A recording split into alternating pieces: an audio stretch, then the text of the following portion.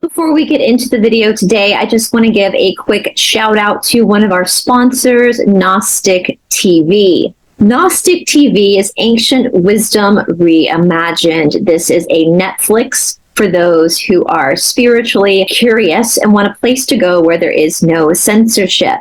I personally am doing a whole series on Gnostic TV called The Esoteric Explorer, where I am providing exclusive content to Gnostic. Gnostic TV is a host to all sorts of different content creators, many of whom are your old favorites. If you would like to check out Gnostic TV, there is a link down in the description box below.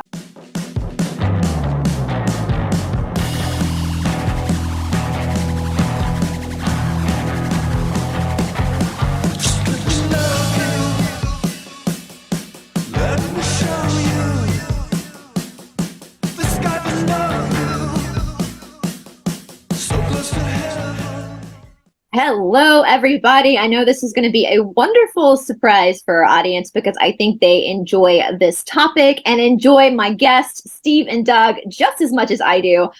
I am looking forward to this conversation. This is part 2 of our discussion of this new psychedelically wild, but yet kind of lazy, grifting internet cult called the Twin Flame Universe. I'm joined with my friends Steve and Doug. Doug, of course, is from Dazed But Not Confused. I will have his channel links down in the description box below. And Steve will eventually be putting up his channel. And once he does, we will put that. We will advertise that as well. And of course, you guys know Doug is kind of a cult expert, seeing that he grew up in a cult, the cult of science. I'm not an expert. I'm just a guy that grew up in a cult. Please don't say that. No. But you have insight and perspective. Okay, I can deal with that. Maybe Steve and I are not going to have from a bigger, I mean, I think we've all been in coercive controlled situations, but as far as like being in a big organization that's really dominating, more so than the church or anything else, you have that perspective of what some of these victims might be going through who are stuck inside of this group. But you guys, before we get into it, I just want to go ahead and remind you guys, in case you are new or you are just now tuning in and you're like, what are you guys talking about? Just going to go ahead and share their website. So this is based off of like an internet kind of business called Twin Flame Universe with a couple named Shalia. Shalia is her spiritual name. Her real name is Megan, and Jeff. And there are now multiple, there's a Netflix documentary and there is an Amazon Prime multi-part documentary on what is going on in this cult, and there are podcasts, and as Steve found today, multiple Reddit. I don't do good at Reddit talk. Reddit posts. That's all. That's how I know them. Yeah. So yeah. I'm gonna let you guys. I'm gonna throw it to you guys because I think it's so great. I said this off camera, you guys. We have Steve and Doug, who are both heterosexual men. And we know that this cult has mainly attracted a lot of women. And I understand why that is as a female, but I think it's really kind of nice to hear two guys who are kind of rightly so pissed off that these two psychopaths, in my opinion, psychopaths, are really, really milking people who are heartbroken and vulnerable, you know, and anyway, so where do you guys want to jump off for part 2? Where do you want to start? Steve, the expert, take it away, my man. I'm only an expert on TV and the internet. No, but just going back to the Reddit, there were complaints about stuff that was in both documentaries going back 3 and 4 years. So this was stuff that was written up before I think even any documentary was thought of. So that, to me, that lends credence to a lot of the stuff that they were talking about it within those documentaries. One thing that I thought was messed up was I think she's brought up in both, but there's one individual that went to jail for stalking her twin flame. They interviewed that gentleman. Yeah. His story is terrifying. So the whole premise of it is that he's from England, came over to the States. I think he came over for work. He went to Burning Man, met this girl, typical boy meets girl story, yaka yaka. And he goes, listen, you're more of a homebody. I'm more social. This isn't going to work out. Best of luck to you in the future. Then she said she wasn't going to have it and goes full on stalker on this guy and is encouraged by Jeff and Shalia and is leaving him notes, messages, emails, even goes, meets up with a friend of his at the park, says, hey, I need to use your bathroom. He's like, no. She goes, no, I really need to go. Meanwhile, this guy, I can't remember if he was coming home from work or something. He comes in and he sees her backpack by the door. He immediately turns around, gets out. Yeah. And then that's when he files the emergency 5-day restraining order. And then there's a lapse of time. And then that's when we get to the story that's told in both documentaries of her meeting up with this gentleman in the club. He turns around and sees her because that wasn't their first club interaction either. Oh, it wasn't. It was an earlier one where she actually got right up in, he was talking to someone at the club and goes, she walks up and slaps her drink out of her hand. Wow. So there was already a confrontation there. And it's just, so he called the cops when he saw her at the club and the last time, we'll call it. And even the police weren't taking him that seriously until they looked in the record, and this guy was smart and he was forwarding all of the messages and all the emails to the police. So there was already a file created for her. And then that led down that led to her going to jail. I think, what was it, Bryce, for a month? Very long time. And I want to stop there for a second because what you said is so important. I've been doing that myself with my stalker situation with the cult on Telegram. And every time there's a voice message left, anytime there's any messages left that are endangering to me, I send them straight to the detective in Sarasota who's working the case. And do not feel like you're bothering the police. Sometimes he responds, sometimes he doesn't, but I know it's going into a file as evidence. So what he did was smart. He created a paper trail. And I will agree, Steve, because in the documentary, it didn't make it, it made it sound like it was just like she was maybe being a little too, she was pursuing him a little bit too much. But no, in this podcast, the Wondery podcast, you hear the entire story. And so, but this is not just her. This is happening with like every person in this cult that has a bad breakup. They're brokenhearted. And so Jeff, who is claiming to be God, is telling them, but that's your twin flame. So you've got to be, the spiritual warrior and just go tell him to get in your bed and tell him. And you can see in a lot of these documentaries that some of the people in the beginning are really uncomfortable with this. Like they kind of they kind of push back a little bit. Like, there's that internal knowing of like a boundary.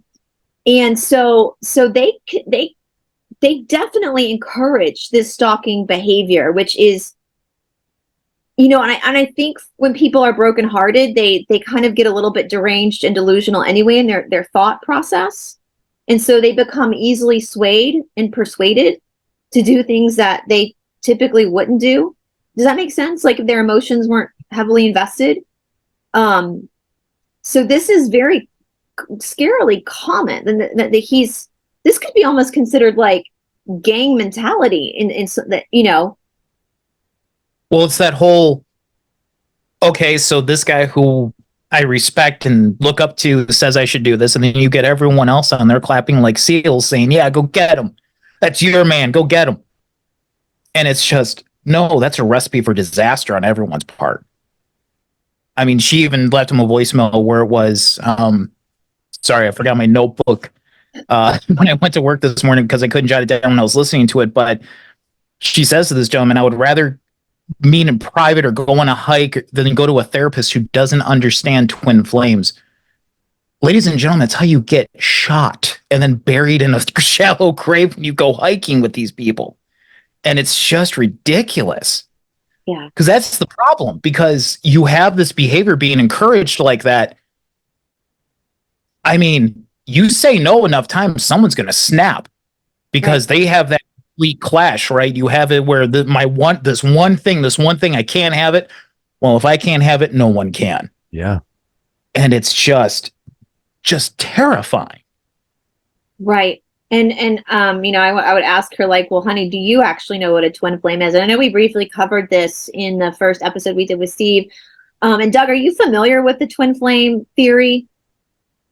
Yeah. I actually took it up with HG Tutor, and he's got videos on it about how it's kind of a new age way to kind of get people in that are looking for love in all the wrong places. People that are vulnerable, right? Right. And another thing, Bryce, there were so many parallels watching this with Scientology. You were just talking about the stalking aspect.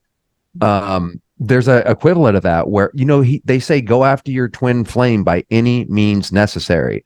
That's Yes. the fair game tactic of Scientology, where if you leave the cult, you go after your critics by any means necessary, and if possible, ruin them utterly.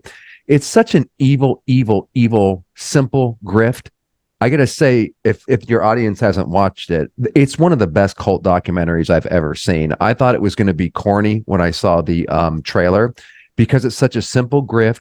He's obviously they're preying on people that are vulnerable, and what's more vulnerable than breaking up with a loved one or having this experience where you can be electrified, usually by a narcissist, where you're love bombed and you feel like you had this connection, and then you're intrigued and you go on the internet, and there it all starts. And it's amazing that such a simple grift.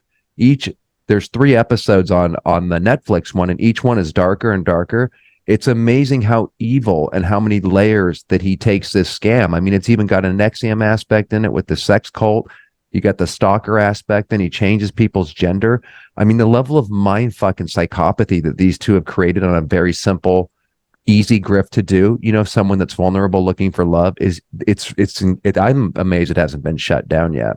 It's It's almost remarkable from a very incredible scientific perspective. If you take your emotions out, what he has been able to do. And we talked about this last time, Steve, like, is it just him, or is Shalia a victim, or is she a part of it? And in the Amazon documentary, you kind of see that Shalia is also, I would say, if I had to guess, and this is just mine, and I don't know these people, but if I had to guess, I would say that Jeff is more of a malignant narcissist, whereas Shalia is more of a covert narcissist. And the thing about narcissists is they can coexist together.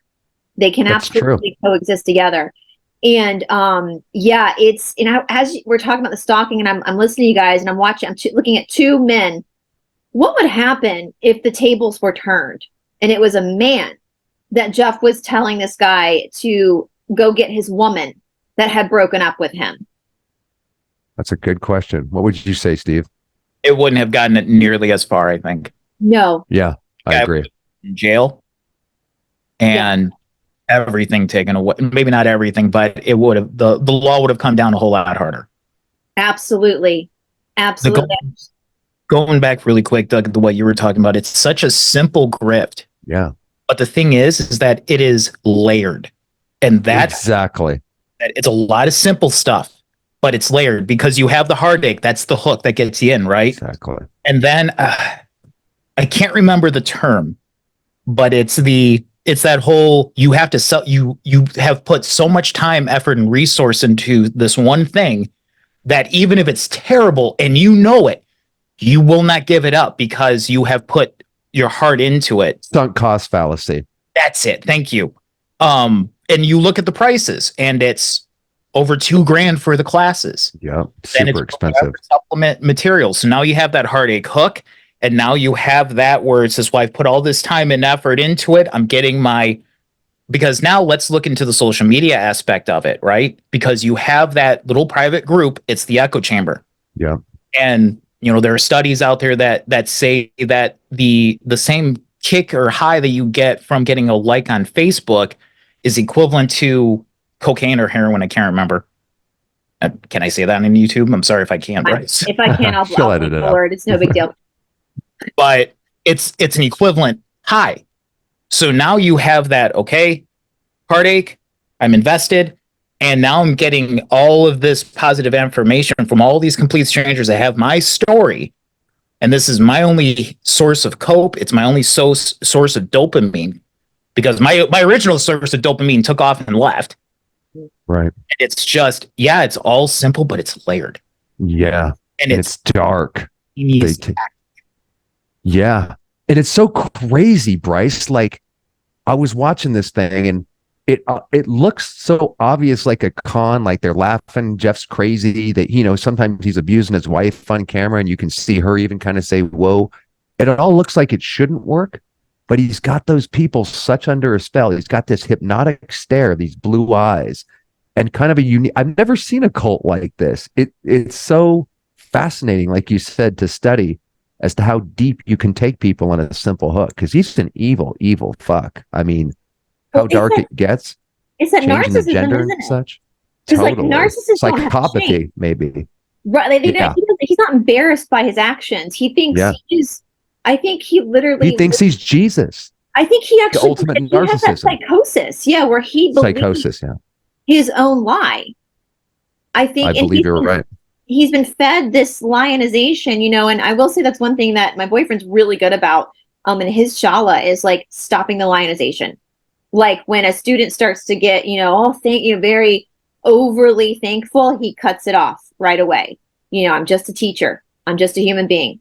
You're the one doing the work, so, but when you don't have that, when you don't have that self-awareness or the awareness to put even boundaries on yourself, it's so funny. I was saying this to my boyfriend this morning. He came home and I was practicing on my yoga mat in the kitchen, and we start, don't tell my teacher, but we started just chit-chatting while I was practicing, and I was telling him that I was filming with you guys tonight to talk about this this cult again, because he's fascinated by it too, because it's just so wild. And I was saying one of my favorite bar teachers, who Steve knows I've talked about her a lot, is a woman named Marley Alton. And she had a studio in LA. It shut down during lockdown, and she opened up an online platform, which I love because now I can take her classes and it's great. But she's so adored by her students. And I told my boyfriend, I was like, I have so much respect for her, because I could see how she could very easily run with that and create her own little bar cult, but she doesn't, because she puts boundaries up. And I've noticed it because I'm a teacher too. Like, she will address questions in class, but like her private group, it's kind of like in the Signal group I have, Steve, I don't get in there that much. Like, she backs out. She puts boundaries over her communication in order to keep that boundary that she's not lionized. And I recognize what she's doing and I respect her for it, because she could very easily, and I think that it has a lot to do, like we always say, there's that saying that the fish stinks from the head down, right? When the person in charge is a narcissist or an egomaniac, it's going to trickle down. It's going to cause a lot of, a cause and effect karma for that. But when the head person is actually taking healthy boundaries with their clients, with their students, whatever it is, then it becomes a healthy organization where there's no coercive control. I hope that's clear. That makes sense. Like how you can kind of see these differences, where people who could potentially do what Jeff and Shalia are doing recognize that, and therefore pull back and put boundaries on themselves so that they don't do that to other people. And they don't have people relying on them in that way. Because in reality, I would say to anybody who's in a religious type of cult, which I would consider the Twin Flame universe to be that, they have made themselves a church after all. The teacher's job is to eventually not be needed. So if you're in a situation where you feel like you need that person, then you have to ask yourself why. Because a teacher's job is to eventually not be needed. A teacher's job is to teach themselves out of a job. And that's the exact opposite what a narcissist like Jeff and Shalia would do. They want to trauma bond you so that you can't leave, because there goes their source of income and their scam. And also, Jeff is the typical con artist that ends up becoming a cult leader, looking for money the easiest way since he was a kid, looking for grifts, just looking for the easiest way out. And they always have a shady background. It seems like these Keith Ranieris and Hubbards, they start off as little kind of con artists, scam people from the beginning, like used car salesmen. And they have the psychopathy to then, and then charm, like Jeff. He does have a certain psychopathic charisma. Some of these people, I think, can be energetically magnetic, for lack of a better phrase, and draw people to him to make them look powerful when they're actually that psychopathy that's bonding to you. And it can feel unusual if you're not used to being around psychopaths that love bomb you and like that. So it can be an ecstatic experience where you might put them on a pedestal, which is exactly what Jeff literally is trying to do, because he says he's Jesus. Mm-hmm. And then on top of that, that affirmation on Facebook goes both ways, because you have it to where, one person says it, their friends will back them up, but then can you imagine what Jeff and Shalia get? Yeah. They probably get half or whatever, a huge chunk of just that narcissistic hit just has to come from there. And all they need to pull out their phone and 5 minutes, I get a hit. Give it 30 minutes and need another hit. I'll do another post. Yeah. And it's just insane. It's just its own just terrible ecosystem. Exactly. And it just keeps going and going. And it's until someone sits there and goes, no, I'm done with this, and they leave. And that's the scariest part of all of this, is that every one of their victims has that ability to go, I'm done. And then say, you know what? I cast all my old friends out. I cast all my family out. I'm going to go and apologize and just try to reconnect as best I can, because this is ridiculous. And that is just that. And that's the evil brilliance behind all of this. And you hear them in, like we were talking before we started, there's the body cam. There was either body cam or phone call. I'm almost positive it was phone call. Oh, was it? And it was just the audio, where he's saying to the police officer, because they're getting calls out there saying, listen, this is a cult. And the guy goes, no, the guy meaning Jeff, no, they can leave whenever they want. They can leave whenever they want, blah, blah, blah. But he took away their links to their family, links to their friends, entire support network, gone.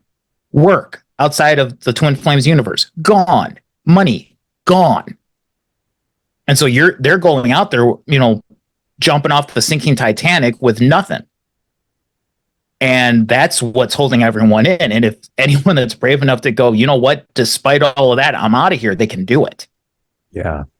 And that is just the most terrifying thing in looking at this, is just every one of those people are able to leave. All they got to do is just unfollow, unfriend, done. But the trauma and pain that comes with that, man, you remember episode 3? I was crying like a baby, man, towards the end, because they had to get back together because they were traumatized amongst each other, because they were both abused and encouraged to and demanded to abuse others. So some of the people that all left right around the same time, they were all fucked up amongst each other. And I remember 2 of the gals getting together, and it was just heartbreaking. The pain that Jeff and Shalia caused these people. And like you said, my man, they can leave anytime they want. It is just a mental prison, but it's been built up around, phobia indoctrination. They're disconnected from their family. Some of these people have had their freaking gender changed. There's so much that they are going to have to walk back, that the trauma watching these people was just heartbreaking. He really, really took some of these people. He took their dignity and pride and their whole being away, and to get that back coming out of the cult, it was I swear, it's like one of the best documentaries I've ever seen, breaking down what the experience feels like and what it's like and how deep it can go, and then how psychologically how simple it is, actually, because it's a simple, but like you said, my man, a layered, multi-layered grift. And I didn't mean to make it sound like it would be easy. Oh no, I'm out, I'm done, and then you got to go back. No. But you're right, they can leave. Lot to unfuck when you leave, but all it is that first step out the door. Yeah, exactly. First step turns into 2, and then 3, and then you run the hell down the road and get out. Exactly. And it was so amazing, wasn't it? Like Steve, I was like cheering him on, like come on, you can do it, get out, because you could it's like watching a horror movie going, no, don't turn that corner, and they just keep going and going and going along with Jeff, and then finally they hit their breaking point, and it was different for each people. And some of them, it was real quick. And then they blocked, and everybody on Facebook, first Jeff and Shalia, and they leave, and you're just cheering them on. I got to tell you, Bryce, we were talking about, is there some parallel between true crime and cults and all this? Like, I'm always wondering, because I lived it. So I'm always wondering, what do you guys think? Because I can't, sometimes it's hard to see your own experience. This allowed me to really, because I'm not in that cult, it really allowed me to understand my own experience and what you guys might see, or others that maybe haven't been in a cult. Oh, because it's all the same. Like, I was relating to this on such a level where it was just like being in Scientology, and I everything will say, about it. As someone who's never been in, like, I've been in a cult of one. I've been in narcissistic relationships, but I've never been sucked into like a big organization that was high control. You know, the closest thing that for me was the Presbyterian Church. I've been very lucky. I mean, I was at a school, I would consider the school I went to be a narcissistic system, but that's different from like a cult. And you graduate and you leave, so they have to let you go, right? So but I would say too, that's a good point you're making, Doug, and I can't speak for Steve or anybody else watching that's never been in like an official cult. I would say for anybody watching that is in a cult right now and is embarrassed and feeling ashamed, and that's what's keeping them in the cult because they don't want to leave to face that judgment. I know that there are some assholes out there that will shame you for this situation, but I think most people, and I think I can speak for you, Steve, saying this, see you as a victim, and we have empathy and compassion for you, and we want to come and get you, and we want you to be okay. And I think, you know, watching these people in the Twin Flame docuseries, or people in Scientology or NXIVM or whatever it is, with Jehovah's Witnesses, we want to like wrap our arms around you and tell you that there's a life outside of this that you deserve that is so much better than what you don't deserve the treatment that you're getting. And I think most people, I can't say all people, but I think most people who aren't in cults, that's how I feel about people I see in a cult, is I want to just shake them and be like, you deserve so much better than this. Does that make sense? Mm-hmm. So don't be ashamed. Don't be embarrassed. Don't feel like you're going to get judged, because most people are going to have compassion and are going to want you to live a better life than you're living as one human being to another, you know? Well, and especially the more that this stuff comes out, right? You know, you have documentaries where people can have that detached view of what's going on, but know exactly what's going on and go, holy hell, what is going on here? Because let's face it, it's not stuff that's really talked about all that much in mainstream society. And all you hear is cult. And, you know, what do you think? You think of, you know, someone in a robe and saying a bunch of right. Yeah. Jamestown. Yeah. Jonestown. Yeah. Yeah. What you think, not some dipshit on Facebook. Yeah, exactly. Facebook and YouTube, like that's out of freaking left field. Yeah. You know, but it's everywhere. I'm sure you know, Steve. That's the new reign for cults. He even said that in the documentary, that the internet was the new springboard for cults. You know, it's the wild, wild west of. And I said this too when I was working both with the police and with the journalists from CNN.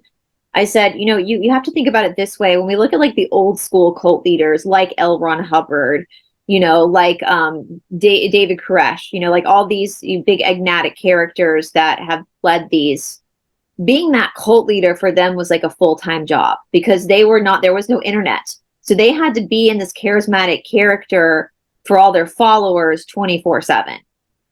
For these internet cult leaders, though, it's even more potent, because they can go on, and we talk about the parasocial relationship with the internet all the time and with YouTube all the time. And so when you're watching someone on YouTube, and I'm sure, I know Steve, you'll experience this. I know Doug, you and I have experienced this, having channels and platforms, people develop an opinion of you and project a characteristic to you that might not necessarily be true.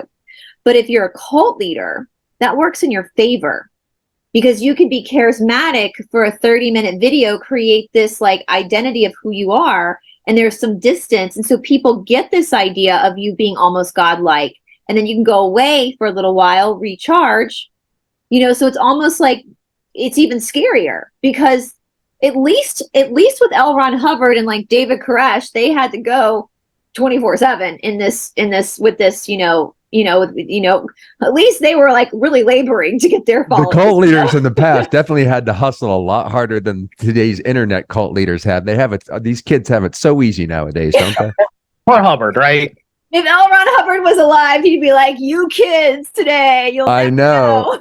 He also didn't see the internet coming. That was Scientology's Achilles heel, and he would just be like, "Oh my God, it would be so much easier. It was so hard to do." He'd be envious of what we had today. And let's just look as far as an implementation standpoint, and how in as far as coercion goes. So, Doug, I'm going to have to rely on you here for a little bit of this, but say this is before YouTube and all of that, you would have to go to like a Scientologist church.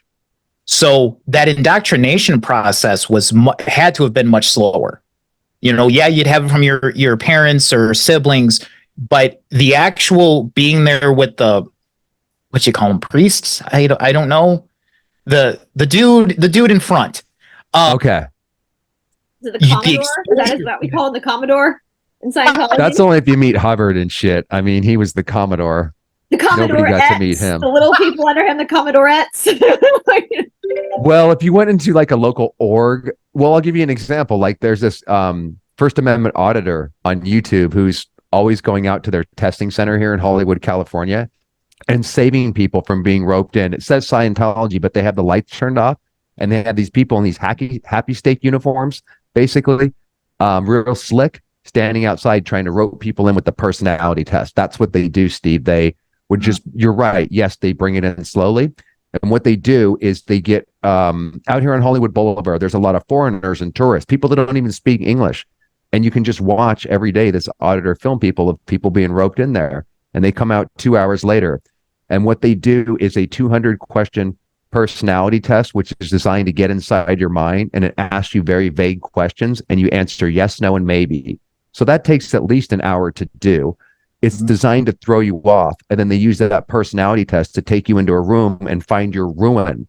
They try to find your vulnerability. What they ask you, Steve, is what's the one thing that's ruining your life? If you could just fix this one thing and your life would be so much better, what is that? That's what they try to pin in on. So that's an example of what Jeff and Shalia do with the vulnerability of looking for love in all the wrong places, right? So they just are cult 101. They distract and confuse your mind for an hour with the personality test.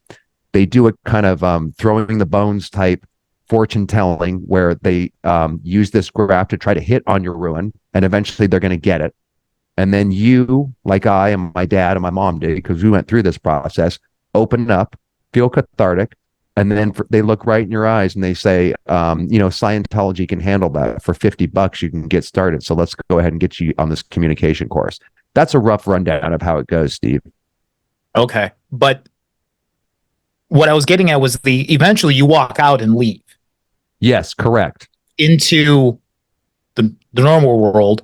Yep. You start going back to the materials and then you go back to the church and but there's a coming and going.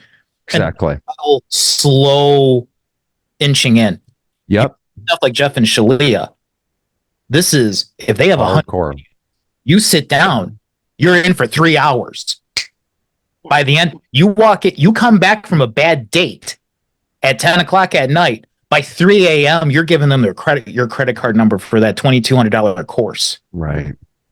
And it's just, Steve, that's a great place to start, because I want to, because you're talking about the ruin, Doug, and I think I know, and I said this in our first video because I'm a philosophy junkie. I love talking about theory and philosophy. I love all of it, and I will say, when I was in 4th grade, my teacher told my mother that there are 2 types of thinkers in this world. There are people who think black and white, and there are people who think gray.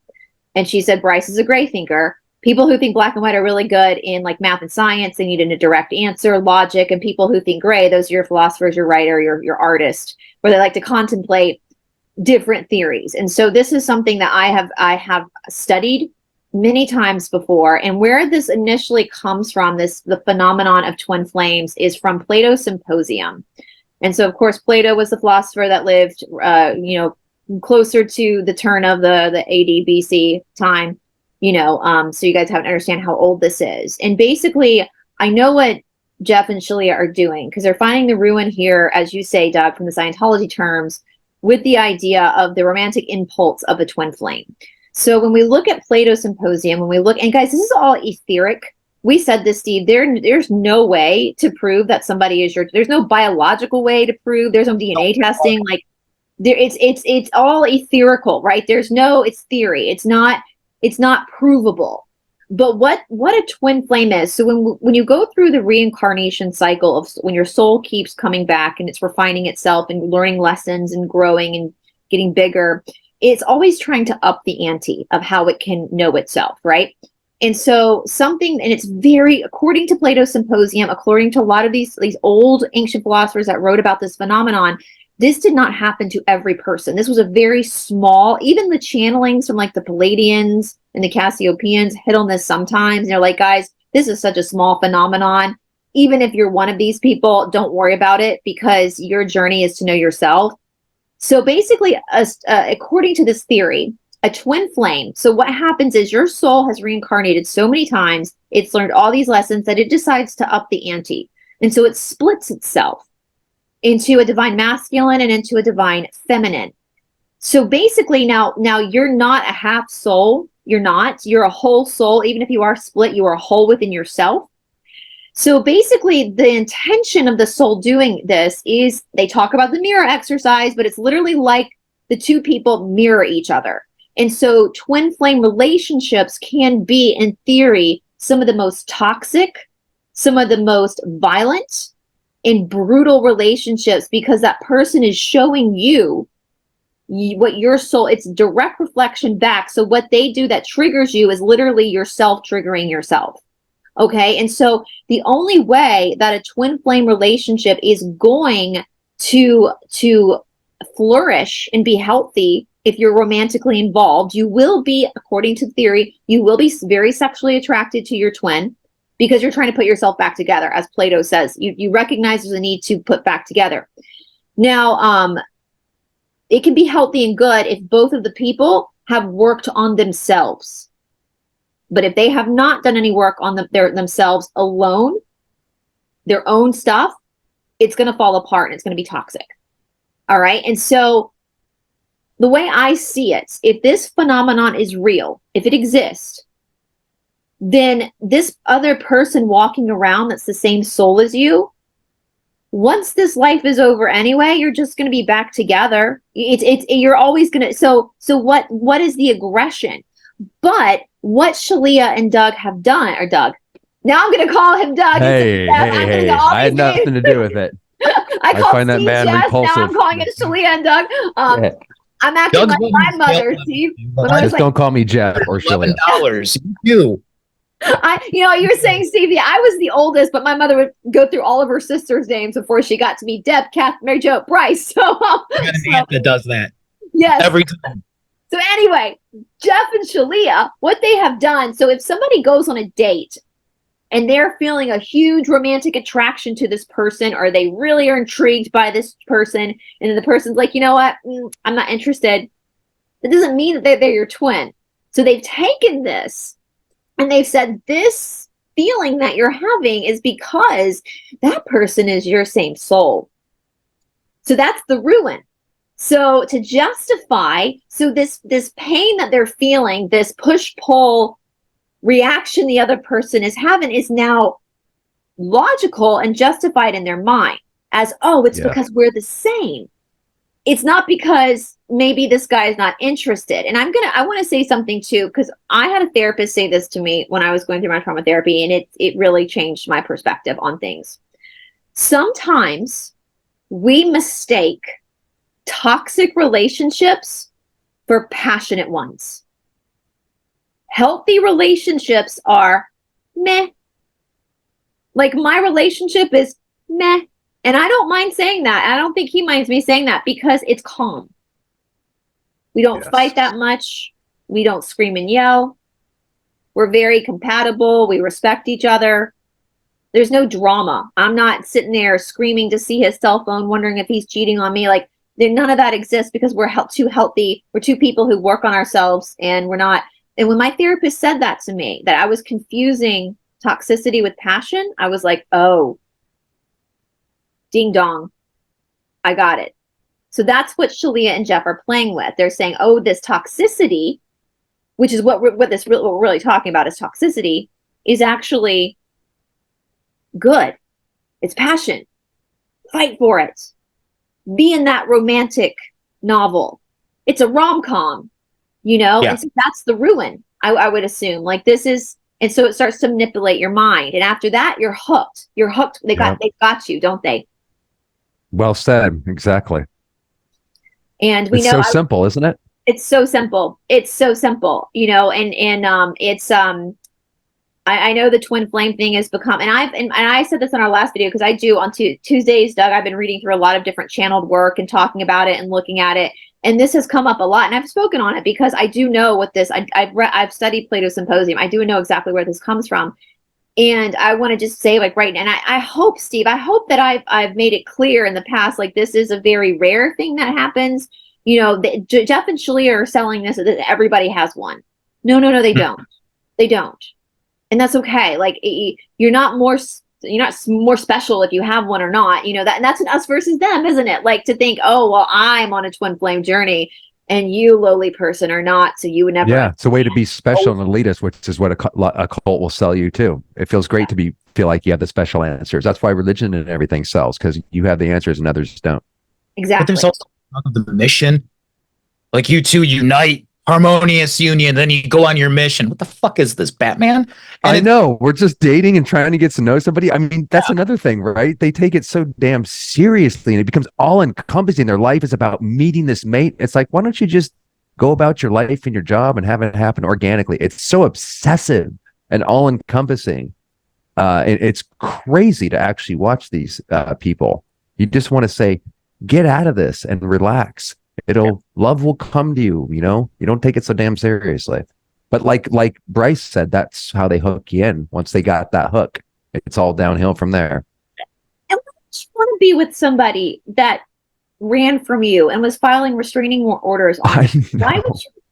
Like, that's... Oh, they just don't know it yet. They love me. Yeah, it's just how you explained it, Bryce. That's why, because you're told, and not least the movies and the programming would go after your love. He's resisting. He's playing a game. I mean, that poor gal, like you said, spent a month in prison because of a restraining order on. I mean, this guy was terrorized. And by the way, you know what that documentary made me think of? Have I ever run across a girl because you don't know what's inside somebody's head. So if they have these affirmations, or there's some little cult out here in Los Angeles, and they think that I'm there, you know, in their head, they have this whole fantasy and I don't even know who they are. I wonder, have you guys ever wondered, watching that, if you ever ran across somebody that was projecting that onto you? That's terrorizing. And I was kind of doing that, Bryce, in Scientology. It's a whole mind over matter thing. And I had some pretty twisted ideas about projecting my universe, so to speak, onto them. If they only knew what I was thinking, it was kind of it was really crazy thinking. That's embarrassing and scary. We see that with the Christian church. Yeah. You must believe in my Jesus. And even within the different denominations, my Jesus is better than your Jesus. You know, don't believe the Methodists, believe the Episcopalians, you know, and it's so it gets even within the same belief system, generally speaking, it gets even insidious, where it's like, no, but that slight alteration in belief is what's going to damn people to hell. And, you know, and I'm going to go knock on your door and I'm going to harass you until you actually accept my belief system.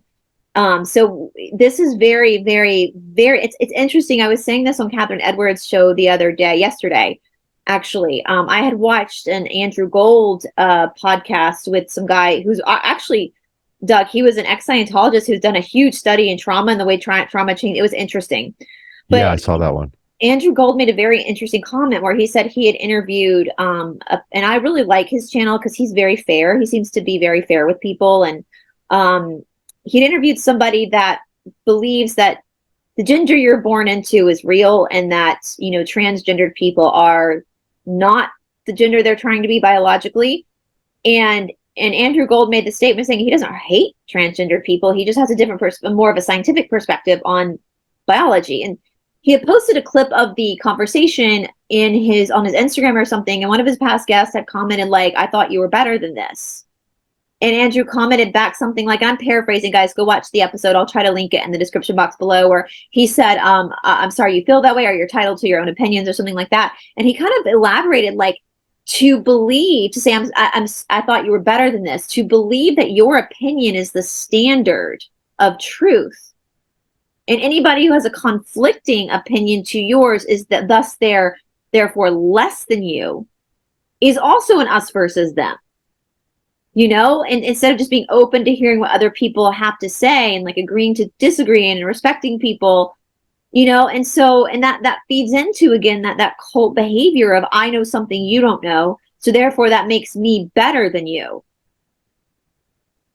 What did Andrew say exactly again, Bryce? Specifically, what was the argument that they were going at it about? Well, she didn't like the fact that he was interviewing somebody who believed, like, you know, so let's say, Doug, you're born a male. Let's say you want to become a female and you go through all the changes, the surgeries, everything. Even though you're a trans woman at that point, you're still biologically a male. And that was the guest argument, was that, and I actually agree with that. Like, yeah, there I are can't take issue with that. yeah, there are biological differences. That's why you have to take hormone replacements, right? There is a difference, but biologically, you're either going to have an XX chromosome, that's the female, or an XY chromosome, that's the male. That's just how it is in nature, you know? And this guy was kind of going up against like the woke agenda. And he basically, like, as Andrew said, he doesn't hate he does not hate trans. He's just saying we need to be careful with the biology here. And we're seeing that with like women's sports, where women's sports are getting annihilated right now because of this. And so Andrew was like defending the guy, even though he said some people might not agree with him. It's healthy to hear these different perspectives, you know. And this person was all upset that he brought someone on his channel that was basically saying a man is a man and a woman is a woman, you know, and if that makes sense. But it was just kind of Andrew's, I thought. And again, guys, I'm gonna link that episode down in the description box below so you can listen to the way because he did a really good job of explaining. And I was like, he's right. Like, being in that position of not listening, of not wanting to listen to anybody else who has a differing opinion than you, is putting yourself in a position where you are somehow better than them, right? Like, you have some sort of supremacy to them by your own opinions. And it's not just this one person. I mean, again, we see that with the church, right? Like, if you don't believe in Jesus, you're going to go to hell. We see it in Scientology, right? Like, the never ends, it's the, all these civilians don't know what they're doing. You know, we see this in a lot, and we see this with it, like the twin flame. I mean, when it is so easy, like, again, it's the easiest script, right? Because when somebody, especially females, when they're brokenhearted over a man and they're crying and locked in their bedroom on the internet all day, and their parents or their siblings or their friends are trying to get them to like come out to lunch with them and like go for walks with them and like maybe go on a trip with them just to kind of help them get over the heartbreak. Instead, the heartbreak is being fed and they're being told what they want to hear in that moment. And so they're now for feeling like, and you see it in this documentary, like, well, for the ex members, I believe my parents didn't understand what I was on a journey they didn't understand. Yeah. If they didn't support that journey, AKA the delusion, then I didn't need them in my life. Right?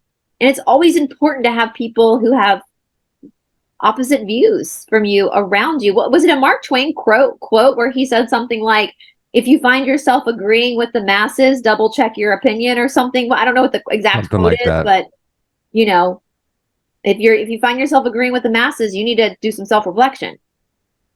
You know, like, if you find yourself agreeing with the masses, it's time to reevaluate it or something. Oh yeah, something like that. Yeah, I don't know verbatim, but yeah, it's like there's something kind of wrong if you get into that mass hypnosis, like you know, and it can happen. It happens in the truther world. It happens in the normie world. It happens everywhere. You know, it's I see it in the yoga world where people believe the only exercise you should be doing is the actual physical asana practice. And Steve, you know, I talk about this in the Signal Group all the time. I don't believe that's true. Even though I'm the only authorized female teacher in the state of Georgia, I very much encourage people to do other movement therapies, because the philosophy can be applied to running. It can be applied to all sorts of stuff. And if you get in that mindset that there's only one way, there's only one path, then you're setting yourself up for failure. You know, well, just in your own 60-day and 30-day challenge, your 60-day challenge, I think, had even more options, if I'm remembering correctly, of, here's the yoga, kickboxing, Marnie Alton, who I swear is trying to kill everyone. If you ever watch her videos and you're not as athletic as she is, watch her videos on YouTube, turn them down to half speed. It doesn't slow down. I did it to Bryce when I was trying to figure out how to understand yoga. Bryce sounds drunk. This lady sounds normal. Yeah, bar is hard. That's that ballet stuff. They hold that shit, man. That is it. It will make your thoughts come, and that's the point, right? Like, is that your thoughts are coming up. So, and I even said that, like, if you're just now starting exercise and you can't finish the whole video, then you don't beat yourself up, and you understand there's growth, there's growth, and there's all these. A teacher I know says it this way: all the trees in the forest are different. They're all different, but they're all reaching towards the same light. There's many paths, and when you limit yourself, you're going to end up in the basement of some guy who thinks he's Jesus, changing your gender. You've now, when you limit yourself to one option, you've given your power away. because you've taken away that choice from yourself. To counter that, run into 50% sale, $111. You know the keys to the universe. It's only good for 15 minutes, folks. $111. You know everything. Order now. And If that was true, I would buy it. And that's what you get. But we know that can never be true. No. And it's only $111, eh? Show me what you got. Yeah. 11 cents. You got to have that 11, 11, 11, the angel number. Yeah, 2222. Yeah, their system, right? That's Jeff and Shalia.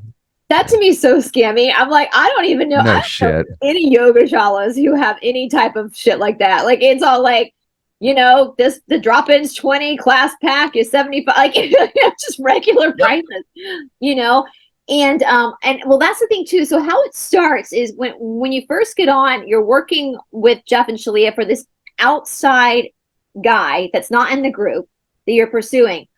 But what was happening is people were not getting the guy, they weren't achieving that relationship.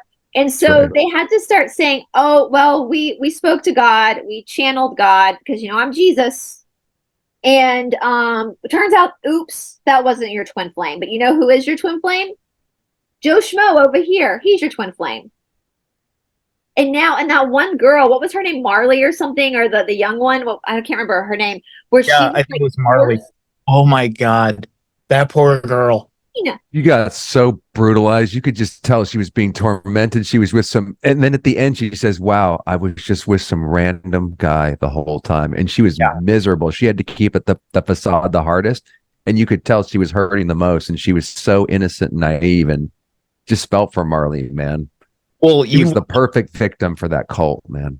Yeah, I mean, you watch her in the documentaries. They show it live where, oh right, everyone prays for a twin flame from Marley. Yeah, they do like a ceremony, some voodoo witch ceremony to call in Marley's, and then some random creeper comes into the twin flames group, sends her a song, and then she's pulled in front of the whole group to say that must be the twin flame, and then she moves across country to be with this guy, and he's like 10 or 12 years older than her, and he was just arrested, and she's just, it was all crazy, bro. This rap sheet was a mile long. I know.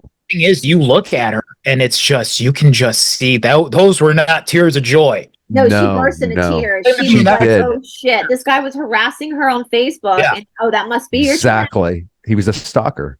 Yeah. That environment that they're creating is wide open to bring in people like that to pray.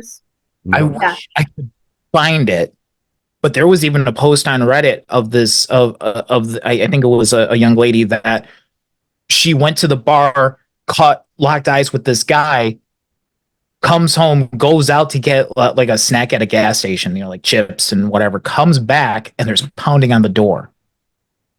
And it was this guy looking for her. And he went to every single door in her apartment floor. And then she even had in the post, oh, I wonder if he was my twin flame.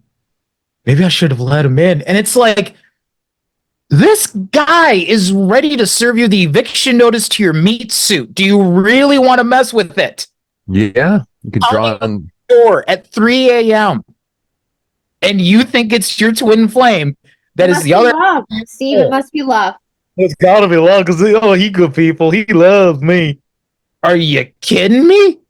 It almost reframes toxic narcissistic relationships as something positive, and it attracts it and creates it, and it's a whole system where everybody gets sucked into this vortex. Well, it's that all exercise, right? Take everything and flip it. Yeah, that's a brilliant manipulation tool. Yeah. Just brilliant to keep people in the trap. Properly, though. You know, because at Bryce, I think even we were talking about in the episode that I was in, where when implemented correctly with a trained professional with the proper boundaries, the mirror exercise can be an effective treatment. Yes. However, when you screw around with it, it can lead very quickly to cult mindsets. Absolutely. And victimization, and that it's always your fault. And I'm sitting here thinking, guys, what was that movie where John Cusack holds the boombox up for the girl he loves? Say anything. Okay, so is that what people think is happening? Because somebody holding a boombox up, singing a love song to you is very, very different than someone aggressively knocking on every single door at 3 o'clock in the morning looking for you. That's very And he different. got to know her for a while too before he held the boom box up. They had a relationship that was toward the end of the movie, right? Right. I mean, at least they knew each other. Violently interrupting her. Like, there was some violence Yeah. there. And I know with the Marley situation, and apparently this guy had like, bipolar. There was something going on with him mentally. And anytime he had an episode, it became Marley's fault because she wasn't fulfilling. Yes, and she had to do her the mirror role. exercise on her. He had like schizophrenic episodes, and then Yeah. she wasn't. If she could just, it was all based on doing the inner work. This is exactly what Scientology is about, Bryce, and a lot of these New Age cults. If you do the inner work, your outer life will reflect it. And again, there's some truth to that, right? But then they flip it, where, like you said, it's a fine line between getting triggered in life, pulling it into yourself, and seeing how you could do self work, so to speak, versus being in a narcissistic relationship and taking everything onto you and believing it's your fault and doing the mirror exercise on yourself when you're actually in an abusive relationship and you need to get the fuck out of there. But once that hook is set, like you described in the beginning of this broadcast, everything else follows for you to hang in there and not see all the warning signs, and you just go more and more aggressive until finally you hit your breaking point and hopefully get out of the cult. And let's make that clear to people watching, like with inner work, yeah, it'll change your perspective on the outside world, but it's not going to change other people, right? Every single human being has a free will choice. And if you're with somebody that's toxic and abusing you, no matter what inner work you do, it's not going to shift them. It's not magic. It's not a magic spell. It is your own work. And hopefully, if you're doing the proper inner work, you will value yourself enough to realize that nothing you do is going to fix that person. They have to fix themselves. And so you will value yourself to understand that you don't deserve that, and you will remove yourself from that situation. So just want to make that clear for anybody watching, because there are a lot of hokey. I fear that Jeff and Shalia are not the only ones out there that are building really kooky cults off of this stuff, and they're taking very important, potent exercises and really just cranking them to a place they don't need to be. Like we said in the last episode, the mirror exercise. Yeah, okay, so if I'm triggered because my boyfriend leaves the dishes in the sink and doesn't wash them, which isn't true. He actually does all the dishes in our house. But let's just say Be honest. That's let's just say that's one of the things that triggers me. Right? That's not a reflection on his moral character. The dishes. That's not a reflection on how he treats me. There's nothing violent in that, right? That's not abuse. It's not, I can say, okay, why am I triggered by this? Where is this coming from? And then it's a safe thing. But if my boyfriend's smacking me around and calling me a whore and cheating on me, then this is not appropriate to do the mirror exercise. To make that person who already feels like there's something wrong with them feel even more bad about themselves. It's like turning in what a narcissist does naturally into a philosophy to make a lot of money off of. There you go. Yep. It's just a real, and it's once you're hooked, like you said, Bryce, I feel like you're going to have to hit your breaking point because you're not going to see it, because all abusive behavior is reframed as something positive. It's so 100%. sick what those two did. It's almost something I've heard you, Doug, say that in our Scientology makes you kind of like pseudo narcissist, like the eight of them. Secondary sociopaths. That's it. Secondary sociopaths. I feel like with the twin flame, they make them even more empathic because they're taking everything on as their fault and they're trying to. Right. So that's what we do in Scientology too. In fact, Bryce, they even have a thing called the suppressed person rundown, which is one of 1,000 auditing actions that you can do on their little e-meter. And I remember having a girlfriend at the time, and this auditing action promised to change the disposition of the antagonistic person in your life. It's all magical thinking. It's all about, if I don't need to go out and work and lift the weights. You can actually take off weight by mind over matter, by getting rid of engrams in Scientology. I don't need to do whatever I need to do to attract a relationship, or if I have a problem with someone. This is what I'm saying. We never handled family problems. I never handled anything in the real world. I would just go into an auditing session and get that antagonistic person to change their demeanor. Of course, that doesn't work, but the synchronicity of aligning with the brainwashed ideas allows you to reframe your reality where insignificant things become significant. You connect your reality to the ideas that you have. So my life was just normal, but it would look synchronistic by the way I was thinking. Does that make any sense, Bryce? Like if there was like, for example, when I did that exercise, I had a girlfriend at the time where we weren't talking for a while. And I attested to finishing that, because you have to have an origination before you can actually complete this. And you just run process after process after process, day after day after day, until it says, I could even show you it. It's crazy. It's like magical thinking 101. This process is not done. And you keep auditing until the antagonistic person reaches out to that person. They could be miles away. It doesn't matter. That person has to reach out. They have to be friendly, etc. So what happened is a girlfriend that I had reached out to me after not talking for a couple of months. And I said, there it is. And I originated it to my auditor and I explained it. Now, it's not because I was doing some auditing process. I'm just saying that's just something that happened in life. I attributed it to, oh, that must relate to this process that I'm doing. So, and then we ended up getting back together for a while. And my girlfriend, meanwhile, has no idea the funky mind voodoo shit that I'm thinking about, what caused her to come back into my life. She's just like, hey, you want to hang out? And I'm like, the significance of it. And I paid thousands of dollars for the process. You're like, Bryce, it's crazy, man. It's so good not to have to think or do any of this shit anymore. But once I was hooked and locked in, it's a magical thinking land where you don't really have to, it removes you from life completely. And you get addicted more and more and more because it doesn't work, Bryce. So you try harder, and it's the next auditing action.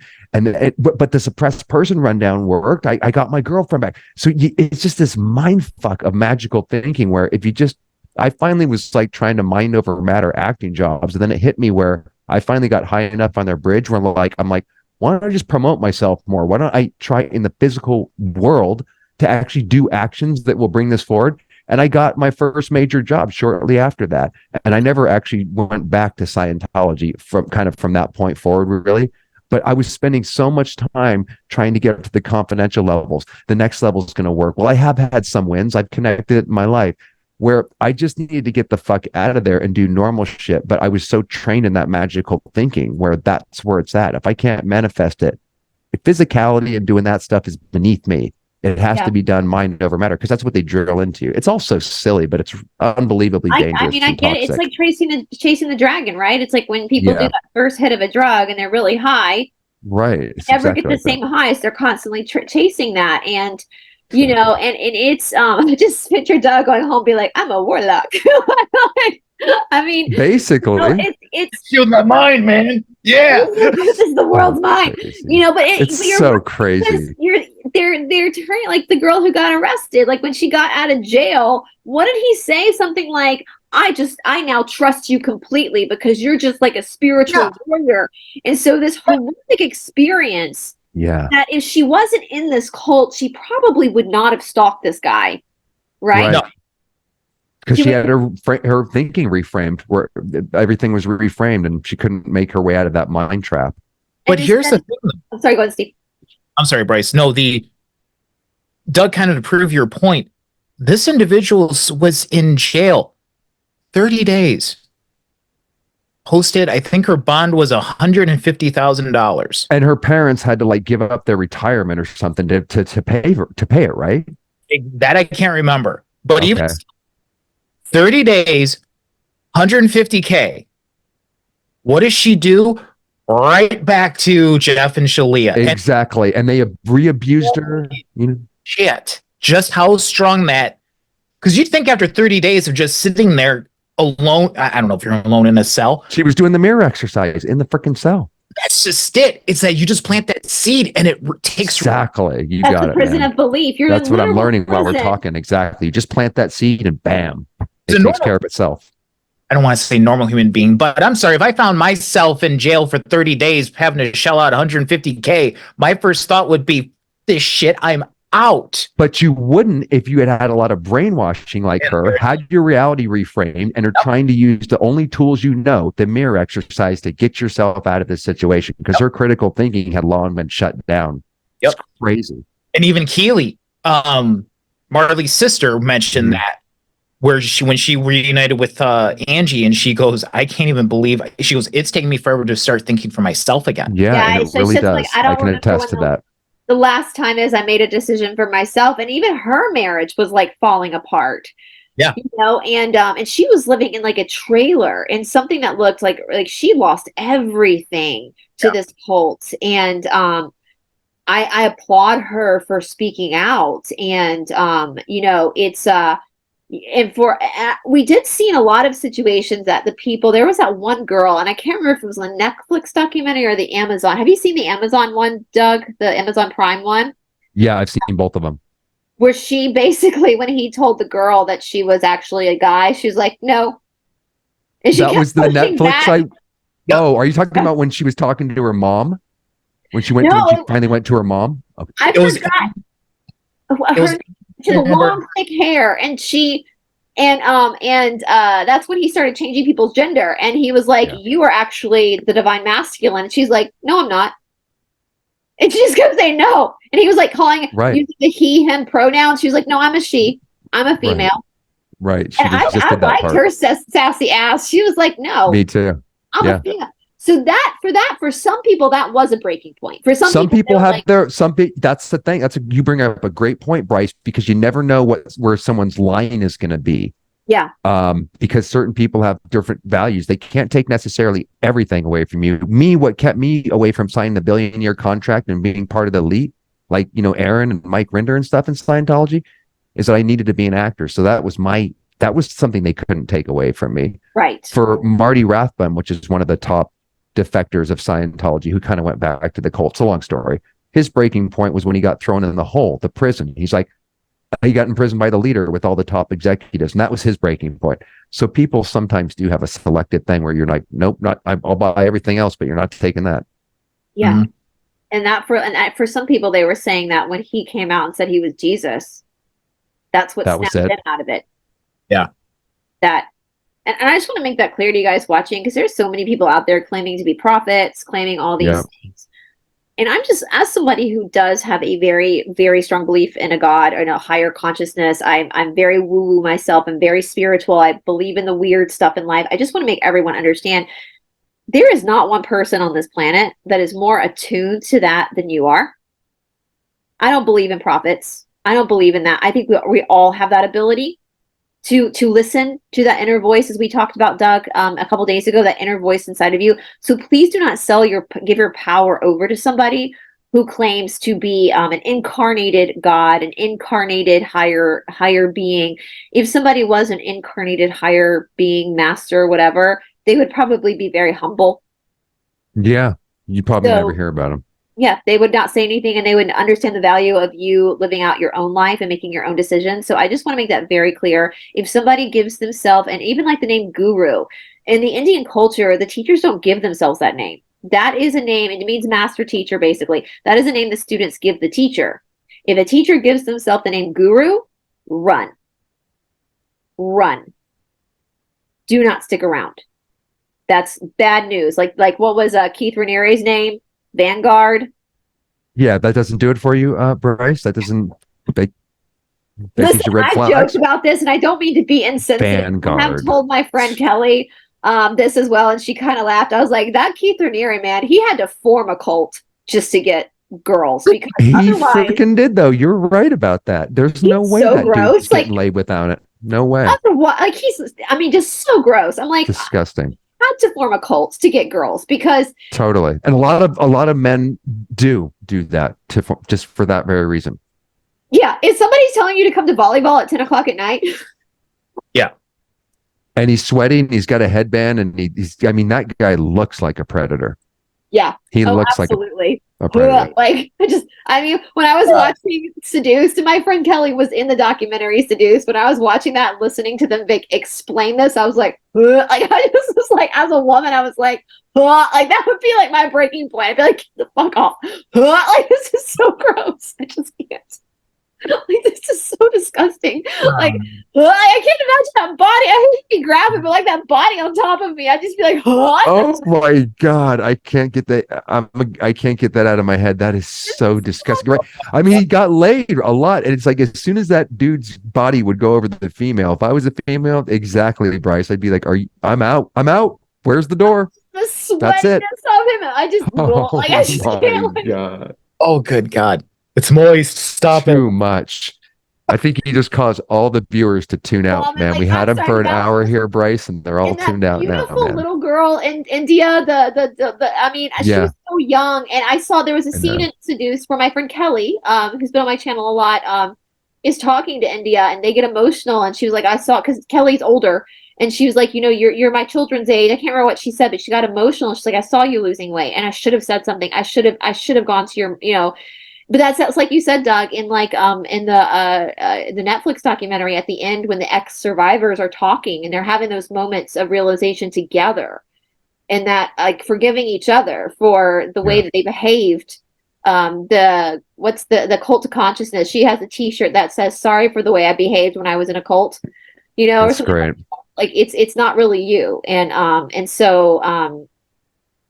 you have to, I think that's part of the healing process, isn't it, Doug, to come to terms with the things that you did when you were under that hypnotic control. That's the worst part, Bryce. It's not that you now have to undo this trauma.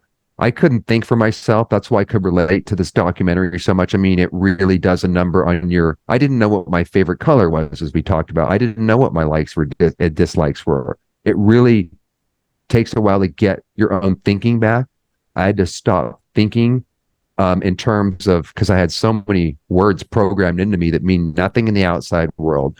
So not only do you not handle the problems that you had before you went into the cult, you have all the problems that go with the cult. And then it could take years. Sometimes I don't even think in a lifetime, if you've done what some of these top executives have done, to actually make up the damage and make right. That's another thing. You if you have a heart, you do feel compelled to make up a lot of the damage that you did to people. And it's just horrible. You have so many problems all at the same time, and then you don't have a mind because it was taken away from you to freaking work with. That's why I told you, Bryce, I wouldn't have met my intuition, the small voice within, or whatever. That came crashing in, and that became more powerful because I didn't have anything to use. I didn't have a mind to work with. I know that sounds crazy, but there was some. That's when I realized too that there was something else than just a mind. There was, it was whatever the fuck that is. I don't understand it, but I'm just saying, since I didn't have the tools, i.e., a brain to work myself out of this, there was a feeling that was guiding me, which I never felt before, that I feel like is responsible for getting me out of that, not anything I kind of did, if you know what I mean. Yeah. Oh yeah, that small feeling, that gut feeling. And my friend Tamara, Steve's familiar with Tamara, she always says, trust your gut, trust your gut, trust your gut. And when people say, well, how do I know if it's my gut or fear? And she goes, well, that's easy. Fear makes sense. Your gut sometimes doesn't make sense. It's like that feeling like I'm supposed to go to the grocery store, but I really don't feel like I should get in the car right now. You have that feeling and you don't know why. It doesn't make sense. Listen to that feeling, because that's either your higher self, whatever you want to call it. There's so many different words. And I hate that people get caught up in the vocabulary word of whatever that higher power is, it's so funny. I'm working on researching right now a new story for the Gnostic. And it's a group of people. I won't give too much away, but they're one of the first people on the planet that people don't talk about that much in mainstream academia. And they were the first people that explained God as being like an energy, just an energy that runs throughout everything, right? And I think that's so true. I think we sometimes like see God as this external thing, or we should call him Juicy Jeff, the Jesus, Juicy Jeff, the Jesus, the guy, Yeah, he's it's an obviously incarnation him. of a man, and it's not. God's an energy that runs through all of us, and it's that intuition. And it's, my friend Shanti, Aquarius Rising Africa, she explains it like God is the sun and we're the rays coming off. We all come from that thing.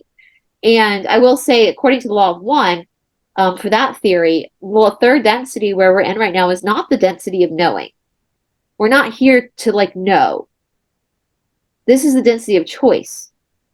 So we're never going to really fully understand as third density beings what that is. And I'm okay with that. I'm okay with not totally knowing what God is. Or Well, Jeff could and Shalia could tell you that for a mere $2,222.22. Yeah. 12 can't wait monthly payments. I can't wait for Shalia. Who wants to put a bet down? Is Shalia going to say she's Mary Magdalene? Oh, When is Oh she yeah, gonna come out and say if, she's if, Mary if Magdalene? they all that's the out thing there. about cult leaders. They all read from the same book, and that's definitely coming next per the playbook. Yeah.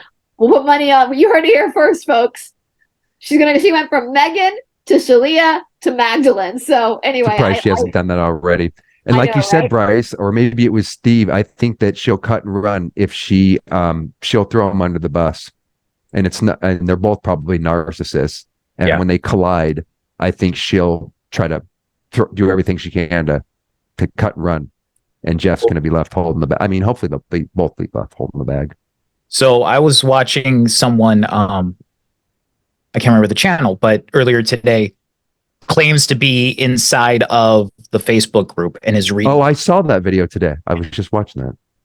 And they're saying they're basically going with, there's dancing around everyone's questions. And if anyone says, but you didn't answer my question, they're booted from the group. Right. They are in major damage control right now. I bet they are. So if you want in, I'm sure there's going to be a sale going on because they got to make up for, they got to get those numbers up. So here's that mortgage, baby, on that $million whatever dollar property they own. They got to get. Ferrari ain't going to pay for itself. No, I mean, no. shit.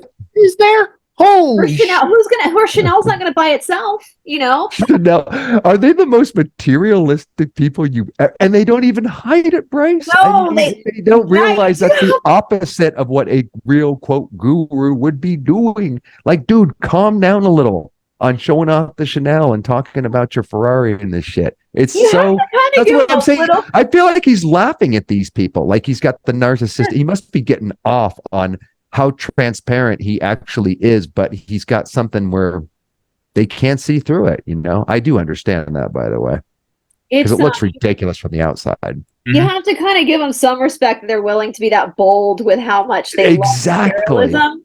You know, well said. But you're right, Doug. And I will say this, like, it's one thing to be able to support yourself and live comfortably. It's another thing to be a collector of stuff. And I know for me, a side effect of my intense practices in India and the years of my own practice, and same with my boyfriend and same with a lot of other people I know, my friends who are also go to the same school as me, I started to become less and less and less materialistic. And I am such a I live a very simple life. Like, I don't like having, my boyfriend and I share one closet. I don't like having that many clothes. I don't like having that many shoes. I only like having clothes that I actually am going to wear. You know, I'm very simplistic. And I think that comes from doing so much work that I know stuff is not going to fulfill me. Now, with that being said, it is fun to go shopping. It is fun to get new stuff. But I know intuitively that after all the work I've done, that's not going to fulfill me. And so I just need enough to, now we do travel a lot. That's where we do spend our money the most. But, you know, we do have a dog and we like to rescue dogs and we like to, you know, give to the slum houses in India. So we take the money and we put it towards things that we find more value in. And I don't have a designer purse. Like, for a long time, my purse was a backpack. And then you don't want Chanel? No. Maybe Shalia will have a sell on her Chanel bag so that they can make that house payment soon. Yeah, they're going to need to do that soon. But let's kind of, this is a good way to segue into one of the things that we were debating on whether we want to talk about it or not. I think we decided to go ahead and mention it because this might be the thing that they need to kind of really start looking into these people, and that's the children. So do you guys, one of you guys want to take it away as to what they're doing with these kids, or the future, the golden children, the golden child? Take it away, Steve. So the entire thing is that this is just screw. Is that now everyone within the Twin Flames group, you can only have kids with people that are in the group. And so being that it's like 15% dudes in there, you run out of options real quick. So before there was saying, okay, I'm going to have my, I want so-and-so to be the surrogate father. And then Jeff and Shalia quickly went, oh no, we're going to pick for you. And so now that's what they're doing. And on top of that, saying, because they got to have a cut somehow, you have to have an income of at least $10,000. So that's going to incentivize everyone. If you want a kid, you got to get your numbers up, you know, eventually filling their coffers, right? And so now you can only have a child. And like you said, Bryce, the golden children is what they're called. You can only have a child with someone in the group dictated by Jeff. and you got to keep your numbers up. It is absolutely ridiculous. It's incredible. Absolutely ridiculous. And I said this off camera as a female, and I understand if there are women out there that are going to a sperm bank, like that's your choice, like that you're in control of that. So when I say this, that's not what I'm talking about. So I don't want anybody to take offense to this, but for me, as someone who's in a relationship, if I was told by someone that I could not carry my boyfriend's baby as a woman, I had to instead use the sperm of a man that I didn't really know, that would not, I would be in my womb, in my body for 9 months. Like there's something very, maybe this is me romanticizing motherhood, I don't know, but like as a woman, just speaking from a woman's perspective, we know what happens in sex to women. It's a very vulnerable position that you're in. So you need to be with a man that you trust. And your body is what's going to have to grow this child. And when you create this child with a man that you really love and trust and who loves you in return, I'm sure that it's one of the most magical experiences that there can be. To then give birth to that child and hold a baby that carries both the DNA of you and the person that you have just chose, that you've decided to be with. But when that's taken from you, when they say you can't do that with this person, instead we need to mix your DNA. You know what it reminds me of? Didn't the Nazis do this? I thought you were going to say Epstein, because wasn't he trying to create his own babies? Yeah, with his own race sperm, or something? The Nazis, I think, also did this, where they were like forcing. Eugenic. Yeah, they were having these like blonde hair, blue eyed teenage girls were being taken and being like injected with the sperm of men who they felt deemed worthy of creating these babies. And that just absolutely disgusts me as a woman. I would never want somebody dictating, you know, like I know my sister with her kids, like every time she's pregnant, it's like, I wonder what this baby's going to look like. You know, you always are getting excited about like, you know, and I remember when my nephew was born, who actually my nephew looks a lot like me, I'll have to say. He does. He actually looks like his pictures and my pictures, his kids are almost identical. So thank you to my sister for giving me at least one niece or nephew that looks like me. But I remember when Charlie was born and everyone was looking at Charlie going, oh, who does he look like? My mom just goes, well, he looks like Charlie. You know, he's Charlie. And, you know, but to have that baby, you know, it's, I don't know. I just thought, like, how fucking dare you guys? You've already taken everyone's dignity. You've taken their money. You've chopped their boobs off, you know, and like, and now you're going to take away that ability for them to give birth to a child that is with the person that they want to bring a child. I mean, to bring a child into this world is serious business. Mm-hmm. It better be with someone that you want, that you trust, and you want to do this with. It's a lifelong sentence. It doesn't stop at 18 years old, right? It is a full-on lifetime sentence having a child.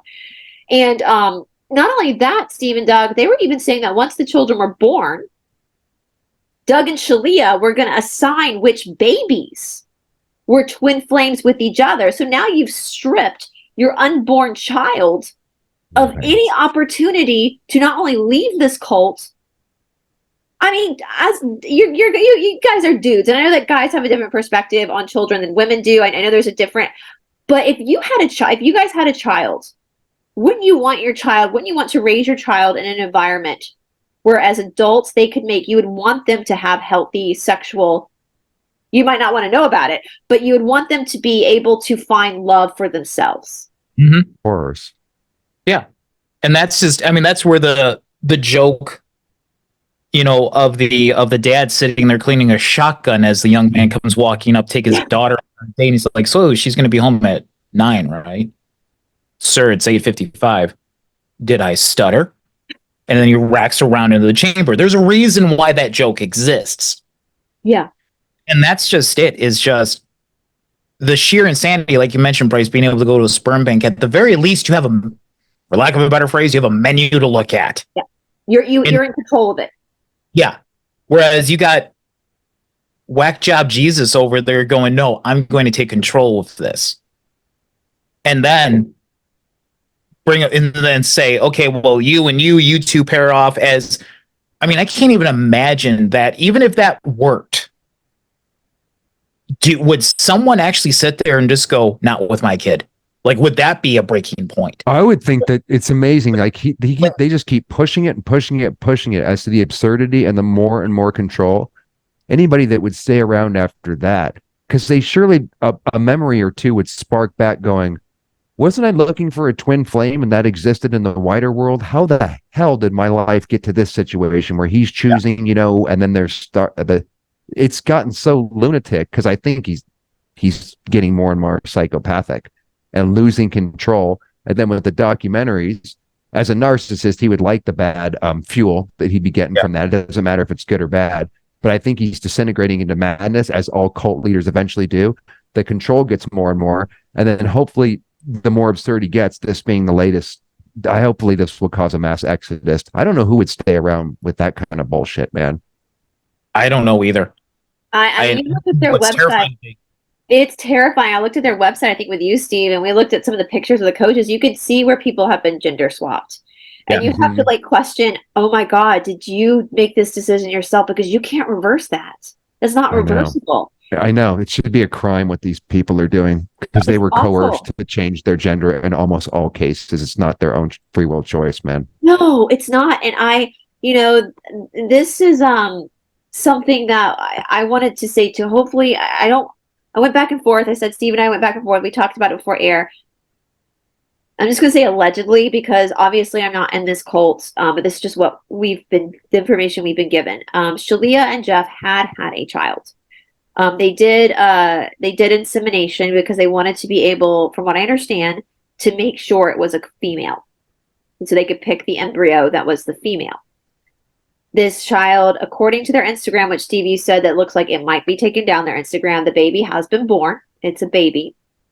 And from what I understand, allegedly, Jeff is saying that this baby is going to be celibate and it's going to be their third twin flame, which is extremely concerning, if you catch my drift.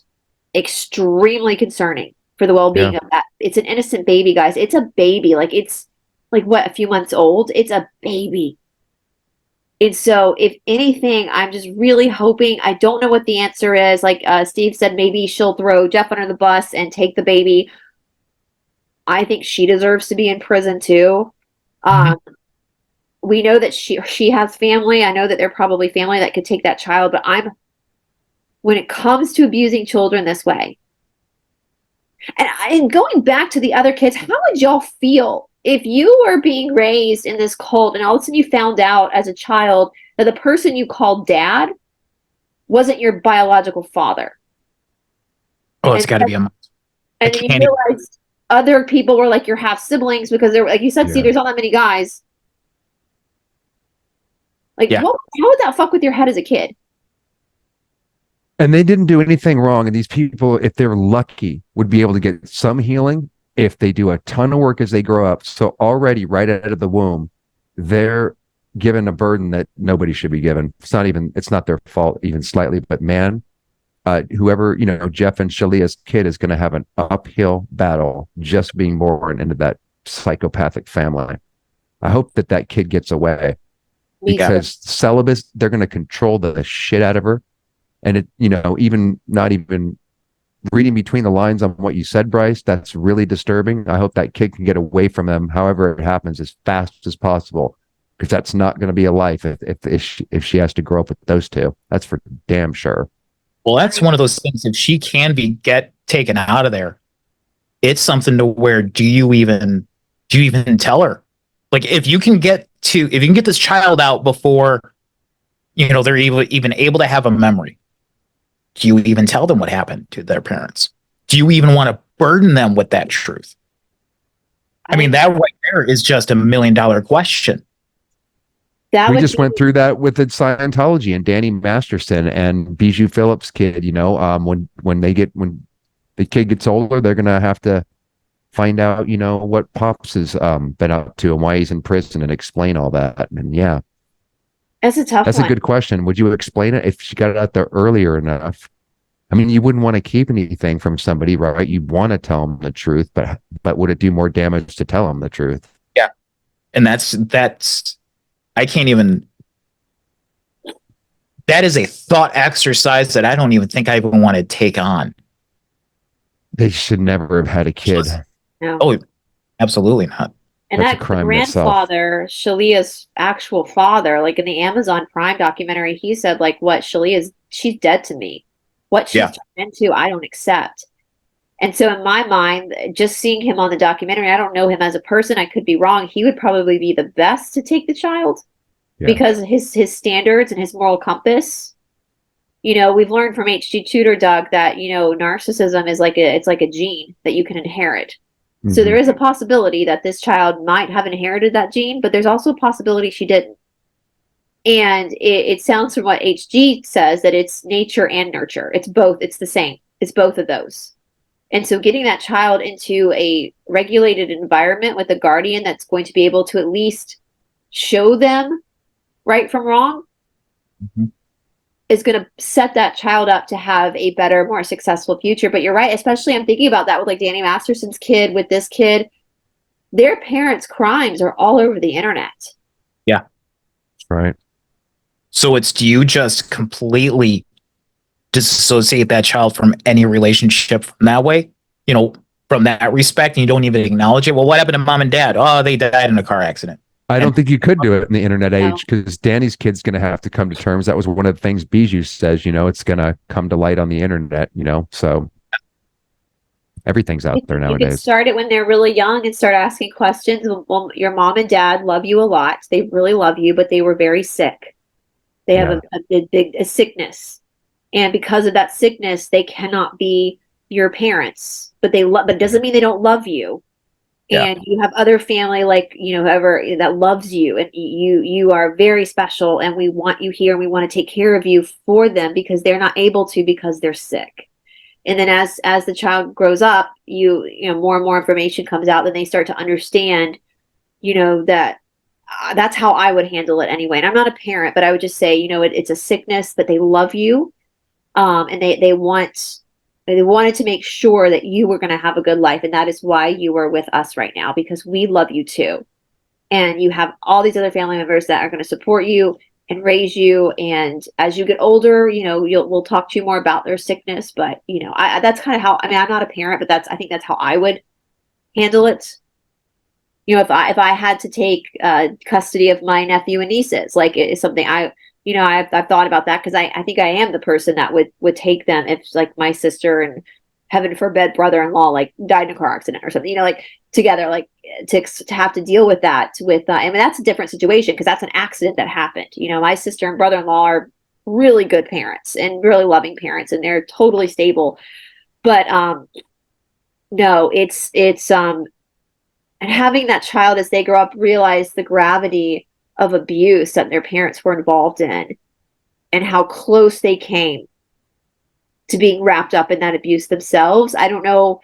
I mean, I would probably, as soon as they were able to, get them in with a good therapist, maybe as a child, like once a month, you know, and as they got older, just to make sure that they were mentally healthy and processing, you know, because I have a feeling that this is not going away. And I have a feeling that this is going to, I mean, unlike Nexium, they have declared themselves to be a church, which Can you believe that they actually, it's so easy to do in the US, anybody can do it.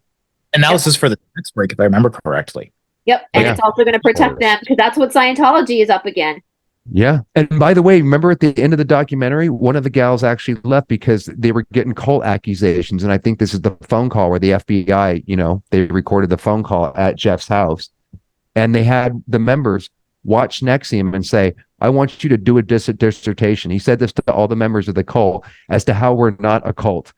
And one or two of them said, holy shit, he had them watch The Vow and Seduced and show me, you know, I want you to do a paragraph or whatever or two on why we're not a cult. And a couple of them watched that and said, holy shit, thanks for setting us free, Jeff and Shalia. I didn't know we were in a cult. Nexium is exactly like what we're involved in here. And they took the fuck off. Isn't that crazy though, how he gave them the very tools to like show how to get him out? That's how crazy he is. If there's one thing that you can draw humor from on all of this, is that, you know, at some point Jeff's going to sit there and think to himself, where did I go wrong? No, I'm going to think to himself, what if somebody's let me down, you know? Yeah. He should do the mirror exercise on himself when he's in prison and going, it's not me it's not others that put me in prison. How did I put myself in prison? He'll never do it though. That's the thing. He has his followers do that. But did anybody try to throw back the mirror exercise on Jeff when he got a little snarly towards people? You know, they were probably excommunicated shortly thereafter. Absolutely. They were booted out. Do as I say, not as I do. Yeah. He says, I'm God. I have authority over you. He says, I'm the one that can channel. That's why you came to me. You don't have that gift. Yep. I'm the only one that can do that. As soon as you put somebody on a pedestal or whatever, because like you said, Bryce, at the beginning, we're all equal, man. We can all do stuff. And if you got some kind of power balance, so you look up to someone too much, that alone is going to make you susceptible to having your power taken away, your mind taken away. Yeah. It's go ahead. Sorry, Steve.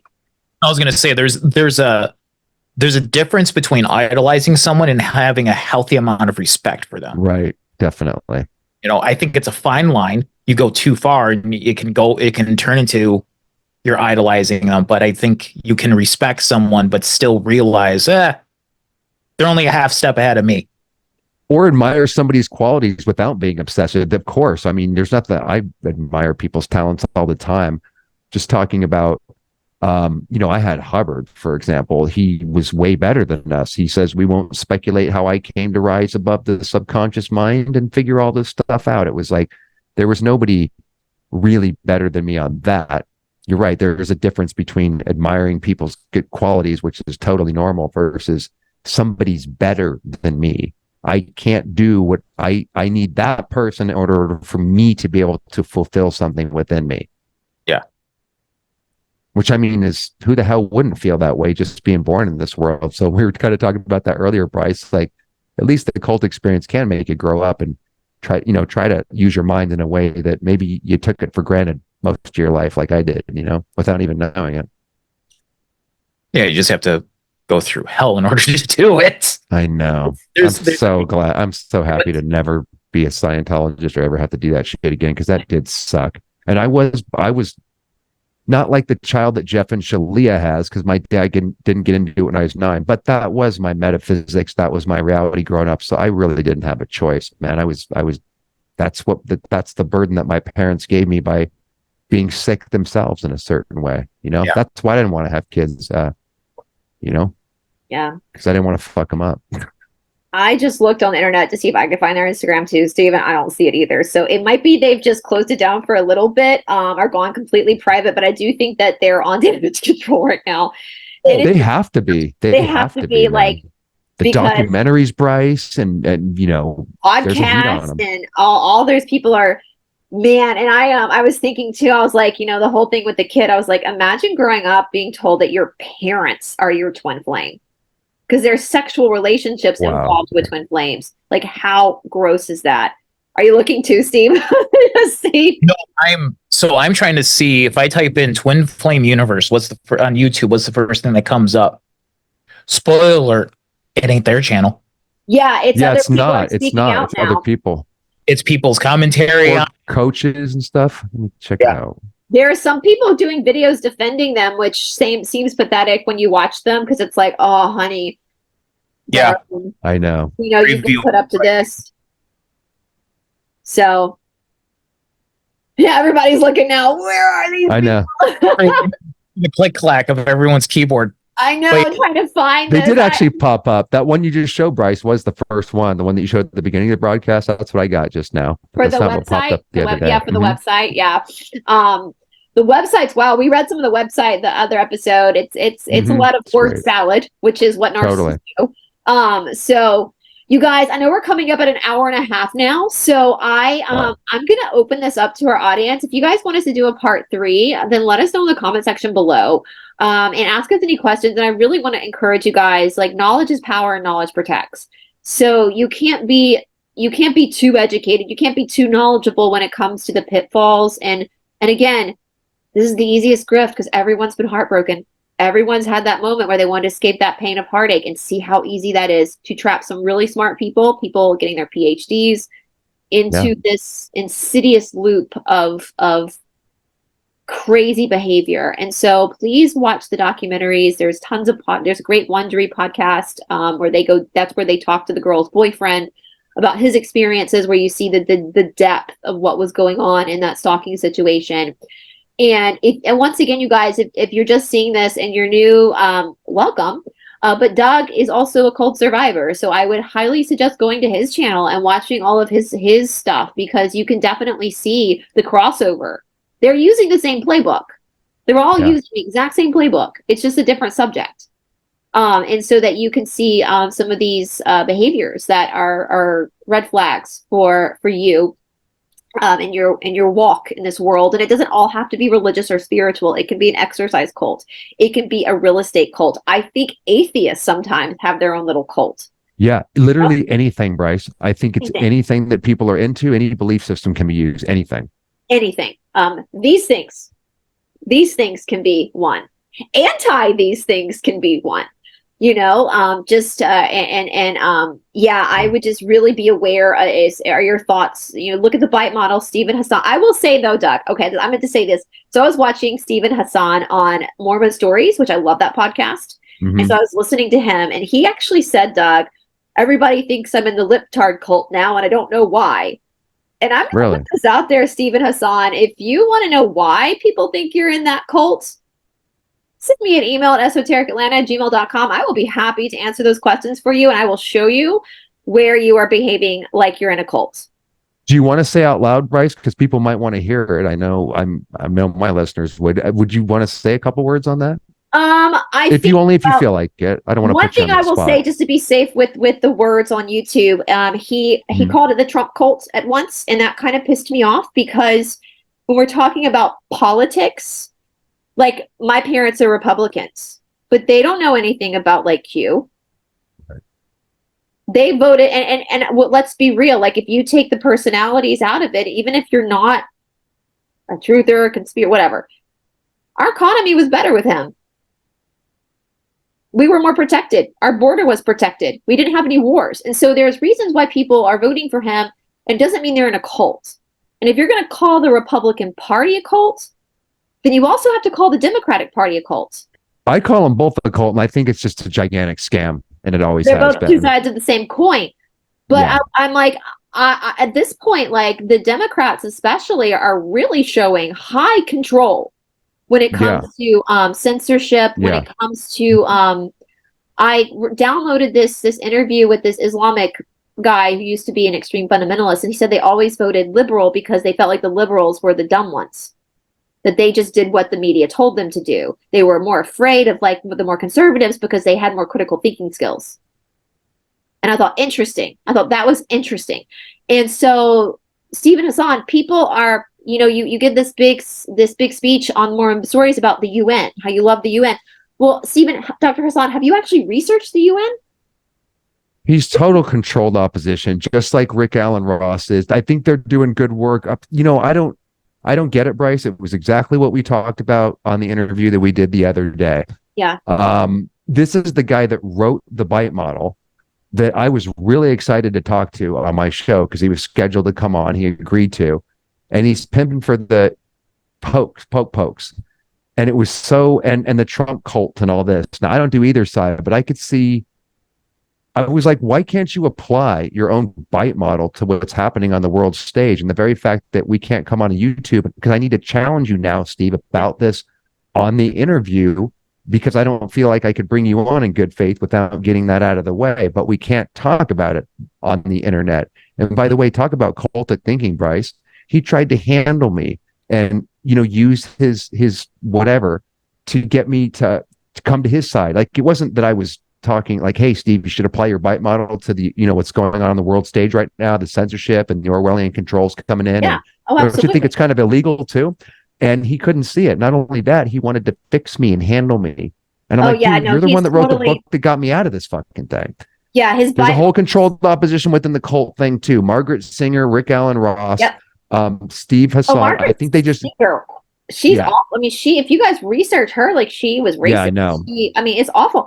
And when he said the thing about the UN, I was like, you're a freaking, like, he's a, the UN says what they want to hear, but they don't do what they say. They're I hurting think that people. Bryce, gets scooped up by the money in the books, and there's, like I said, you get a certain name, and in order to get pimped out and to make money, you gotta sell your soul a little bit. I mean, I think he really can't see the bigger picture. But damn it, we were talking about the ex-Scientologists. If anybody should see the bigger picture, it's an ex-cult member, and someone like Steve who wrote the freaking bite model, getting so many people out of cults. He doesn't know what the UN is. He's He doesn't. pimping for He the was official quoting narrative their during the like last 3 mission years. It's statement. ridiculous. I'm like, dude, you're quoting their mission statement. That's their facade. Yeah, They're hurting people. It's the same thing I as know. It's when they were amazing saying you like can't see that.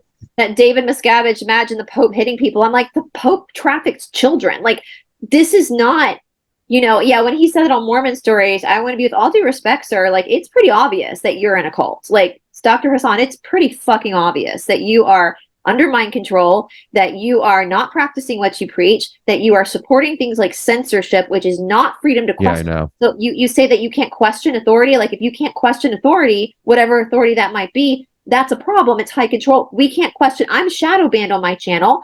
I know, Doug, you've lost like 3 channels just because we talked about, we question things. That's we're in a situation.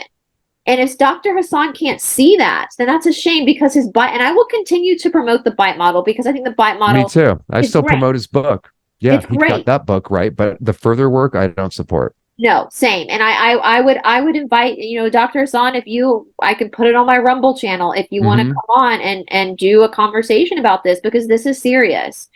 And, to help people get out of a cult only to put them into a new cult. Exactly, Bryce. Is not okay. And it's those people really rub me the wrong way, man. I almost have more respect for the Scientologists and the ex-Scientologists who try to rope them into another cult or something. Right. It's disgusting, actually. And I want to say, like, it's okay if somebody questions these. It doesn't. No shit. It's okay. It should be. Should be able to question anything. That. It's okay if someone questions the censorship. It's okay if somebody, so again, Dr. Hassan, if for some reason you see this, I know I'm shadow banned. The fact that you're supporting organizations that take away our voices shows me that you're in another cult and you are not practicing what you preach. And that's why, and I'm actually, it made me feel good to know that people are pushing back, Dr. Hassan, and saying, but you're in a cult yourself. Again, you're in a new cult. You're a libtard. I probably would not have said that word to you, but yes, you are, Dr. Hassan. Again, as Doug said, you need to practice what you preach. And it pays well not to see that too, because I'm sure he's paid quite handsomely to go along with the official narrative and not say too much. Because if you do start speaking out, you're not going to have a big audience. You want to talk about another red flag? If you have millions of followers on anywhere, and you think someone like that's going to be speaking the truth, I mean, you can't get very far in terms of audience because of the very censorship we're talking about. So anyone that has an enormous following is probably going to be some form of controlled opposition. Absolutely. Even Joe Rogan won't go there. Even Russell Brand, as much as they talk out. Even Trump, man, he says we Operation Warp Speed the motherfucker. If someone came out and said, look, here's what's going on and you should question and all that, but nobody does that, do they? Especially people with big followings. Because if you do, you risk losing your money. There you are off YouTube. So it doesn't pay to be a real truth teller. So Steve probably, maybe, I'm sure he's not totally stupid, but he can make money off of doing books on how Trump's the cult leader. That'll sell well. He can go pimp for the BACCINES, and that'll sell well. If he were to actually tell the truth, he would lose all of his friends, right? Because he'd leave the cult and he'd wake up and he'd realize that his book deals are limited now because the truth is not really that, especially nowadays. It doesn't fucking sell and it doesn't get promoted. So I'm sure Steve is I hope that, him making a deal with the devil pays, because he's somebody that people look up to. And he's a person that when people do get out of a cult, they're more likely to take his word. So he has a bigger audience to fuck people up even more by not doing his own due diligence. You know? Sorry to get passionate there, but that guy's book saved my life, Yeah, I love his Scientology. Steve, you've been following me for a while now. You've been on this. I promote the bite model all the time, don't I? I think it's brilliant. I think it's brilliant. It is. He's not applying it to his own self. Exactly. And that's concerning. And I 100% agree with you. And Doug, that's the one thing I would say that's so frustrating. I get shadow banned all the time, and it frustrates me. But I always say I must be doing something right. Yeah. Because if like you said, Bryce, I'm the same way, and I'm I'm sure our friend is here too. You know, I don't, not too materialistic, man. I don't have a closet full of a bunch of shit, like minimalistic. You know, I don't need much in terms of that. And that's a really good way to go about continuing to tell the truth. I'm not saying you can't make a lot of money. I'm sure you can. Yeah. But if you don't have to, and you're not obsessed with the material world, and you don't need a fucking 5 Ferraris like Jeff and Sharia and Chanel, and you really don't care about those things, it definitely becomes easier to speak your truth because you're not as concerned about the money, the numbers, etc., which a lot of people are, and that's why they won't hear no further. That's why they'll pitch their tent, you know?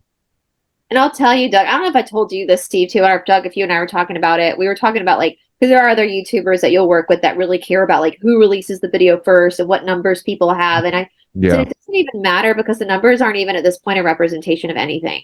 Because so many credible channels have been taken down with like 100,000 subscribers and they're having to rebuild themselves. So it really means nothing. And that's one thing I will say about my little friends that I film with on YouTube is that we've all been through the ringer and back. You know, we've been chewed up and spit out by this platform. And so a lot of that flexing, it just doesn't exist because it's really just about whoever can get the video out the furthest. Awesome. Because we're all so stifled. It's like having someone putting a hand over your mouth. And yeah, I just, so in a lot of ways, I think they do that to try to get us to stop being on YouTube, to give up. But I will say to them, it's backfiring because the more you shadow ban me, the more I know that I'm on the right track.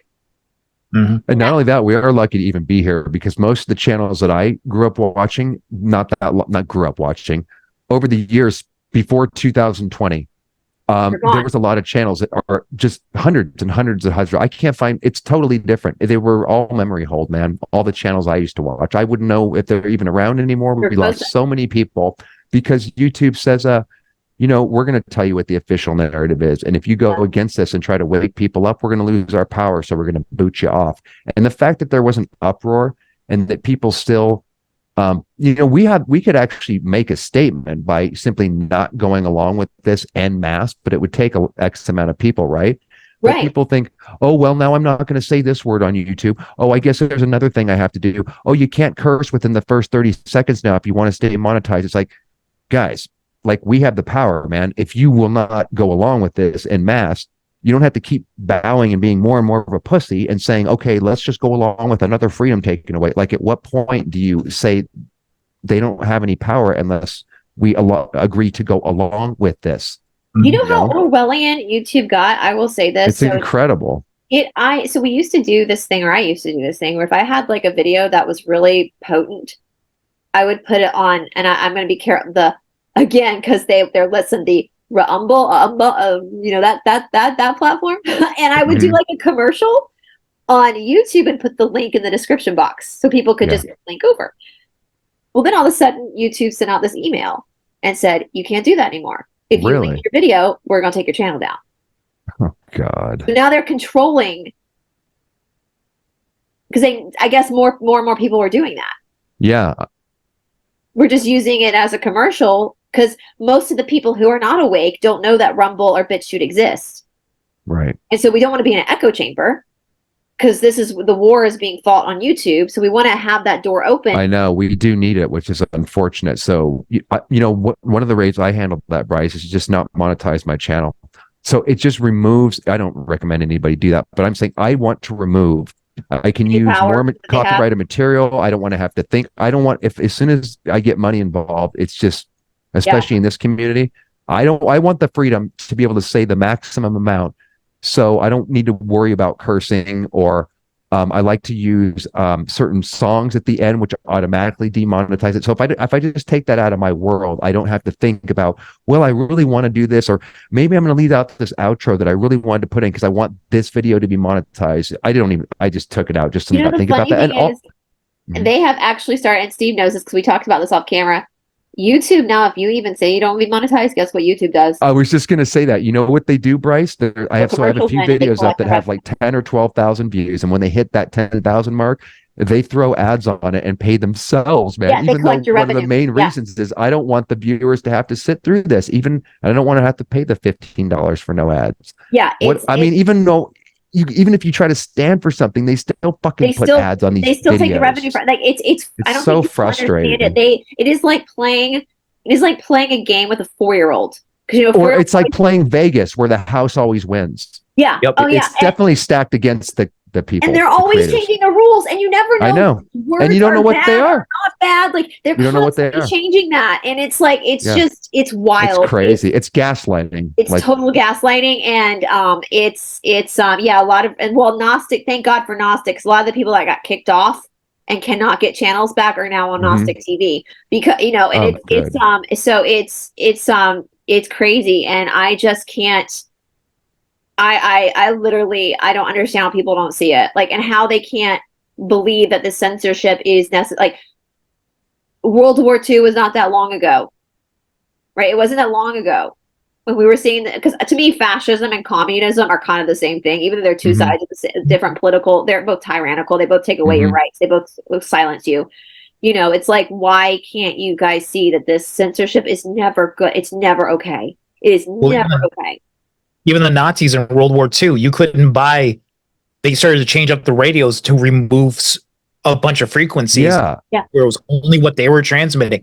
So even the Nazis back then, they were doing the same exact shit with the technology they had at the time. It's just absolutely ridiculous. And by the way, that's another red flag, which is information control. Someone that censors has something to hide. Yep. So those that don't want free form of information flow. So anybody that tries to censor, it leads down a dark road where you only need to read 1984 or Brave New World or a million other books that have depicted this. It's never a good idea to try to suppress and control information. Never. And it always leads to an Orwellian prison. And sooner or later, if we don't push back on that, that's what I'm saying. We have the power and number. If we didn't go along with this, or, could hit them where the money hurts, then YouTube might have to make a change to appease the masses that aren't going to go along with this. But instead, everybody bows down and says, okay, I guess I'll remove a little bit more words from my vocabulary so I can fit into this box that they're guiding us into. Yeah. And it's going to get smaller and smaller and smaller as it is until we won't be able to walk it back. Actually, I do think there's a finite point where if we don't stand up. I know that 72% of the Americans declined this. So to me, that's really an amazing statistic. Which is, I didn't know that. So many people know what's going on, and it's getting to a boiling point. And listen, I know I never thought I'd be on the same side as the rednecks, but let me tell you guys. Amen. If there is a war between the government and the rednecks, my money is on the. They are gonna. It will be. Me too, and I know who I'm hanging out with. Yeah. Yep. It'll last 2 minutes. Yep. Damn right, and that's why they're never gonna take our guns, no matter how much they try to. Man. Nope. I don't think they're gonna pull that shit off in America. Nope. And so, God bless you, rednecks. God bless you. Amen. Fuck yeah. I know I'm a city girl, but God bless you. We got your back. I'll take up arms right with you if it gets to that, man.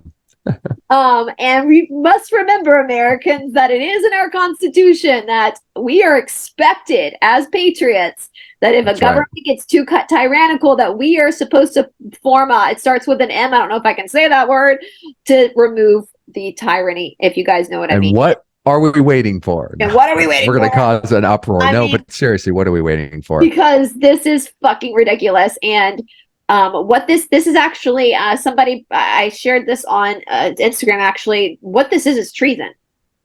So for a government institution to hire a technological company to censor the people, that's treason. Exactly. And we've long past the point where I think we should have stood up for this a long time ago. And I don't know about you guys. We're all around the same age. When I was growing up as a kid, I learned that there were two reasons for capital punishment in our court system. One was murder, homicide, and the other was treason. And that's exactly what I would say the governments around the world did in the last 3 years. And it still hasn't been come to light and been called out. And there's people suffering and that have been injured permanently in their 20s and 30s from this thing. And it's just amazing. It's like there's this fear and this secret that we all know about to some degree, even if it's subconsciously. And it's just amazing how it hasn't come out yet. Did there you has to be a see- breaking point. I know I talked about this with tomorrow. There was a video going around a while ago of Bill Gates, and he was having a temper tantrum, like a breakdown, because not as many people got We're it. taken. And he was like having this like meltdown and temper tantrum because it didn't fucking like it. So, and then I learned that 72% of Americans were like, no thanks. Even Americans who don't actually care kind of knew something. Right. And I will say this, Right. like, in America, none of our healthcare is free, you guys. Like, none of it's free. But this was. Hey, you get a fucking Dunkin' Donut and a lottery ticket, and they'll Oh, wipe yeah. your ass and take your car for a wash and walk your dog, man. If you'll just, they were literally begging, like, God damn it, but this thing ain't selling. Will you please fucking take it? We'll pay you. Just get the goddamn And thing, you Americans are like, assholes. wait a minute. I'm so I know. sorry about this. But wait a minute, our frontline workers, they're so overworked, so over this. That Please, they're like, doing TikTok videos. The nurses doing it. Got plenty of time to do TikTok videos. The hospitals were empty, by the way, Bryce. I actually drove around right when this began, where they're supposed to be full with patients. And even doctors would tell me that it was complete bullshit. I drove around. It was completely Atlanta, empty in too. the It was hospitals completely here in empty. LA. We did a drive around Atlanta, all empty. Empty. And those videos were all over BitChute and Odyssey. I was always on the alternative platforms watching the photography from people all over the world. And people are just eating up the mainstream media, getting a totally fake version of what was happening. It's incredible, the unbelievable scam and gaslighting that I've never seen a global gaslight that before. Remember there was a picture of all these coffins in Italy? Yeah, And I do. somebody pulled it up that it was a picture from like 2013 of a shipwreck. Yep. Oh no. They were using it What to the hell? sell it for deaths for this last fancy flu that went around, that it was actually, Wow. they said, no, this was actually from 2013. And these were the people that lost their lives in a shipwreck. And They bullshitted us on so many different levels that I'm like, I think it's the cognitive dissonance that must have spun the wheels on people's brains, because there were so many opportunities to see the contradictions. Yeah. I'll do you one better. Mhm. This was the best. This was my favorite. So I look at I was on a website for a local cemetery to get grave blankets. In 2020, they had a sale. 20% off sale. Now, during the deadliest pandemic in the history of pandemics, y'all have a coupon? Are you shitting me? And I even asked the gentleman, he goes, why are you here? We normally don't get people your age. I go, yeah, you're running a sale. And it's just, are you literally in an industry where people are dying to get in? You can only drum up business during a pandemic if you throw a sale out there. I mean, granted, it worked on me. However, it's just one of those things where it's just, are you shitting me? You know, and if that doesn't say anything, I don't know what does. I wonder what if they're brazen enough to pull that off. I wonder what the next big one's going to be, man. I think they're already doing it. I think that was coming. It's coming. They're already saying there's this new flu. China virus or some shit. I heard about that the other day. There's these great people are funny though. I will say that they're Scotty funny. beam me up, man. This place is crazy. They'll show like doctors talking about it, and they'll cut to someone going, "Shut the fuck up!" Like someone like just going, "Shut." I think I think a lot of people are over it. I don't think they're going to fall for another one. What's that little kid who's sitting in his car seat? He's like, "A bullshit, a bullshit." And then people have been using that one where doctors are giving the scientific analysis of like the 20th Jabberdy Doodah, and then they cut to the kid going, a bullshit, a bullshit. Like people are so fed up, but they're funny and they're like this. I just don't like I will tell you one thing. So Kemp, who's our governor here in Georgia, he never mandated these or these ever. It was always optional. And in Atlanta, here in Atlanta, our mayor Keisha Bottoms, she decided that she was going to make it mandatory in Atlanta. Well, Kemp, our governor, filed a lawsuit against her because he's the governor, and a mayor can't go over the direction of the governor. And so he filed a fucking lawsuit against her. He said, "No, you're not. Georgia's my state, and I say that this is not going to happen in Georgia. People are not going to be forced for this and this."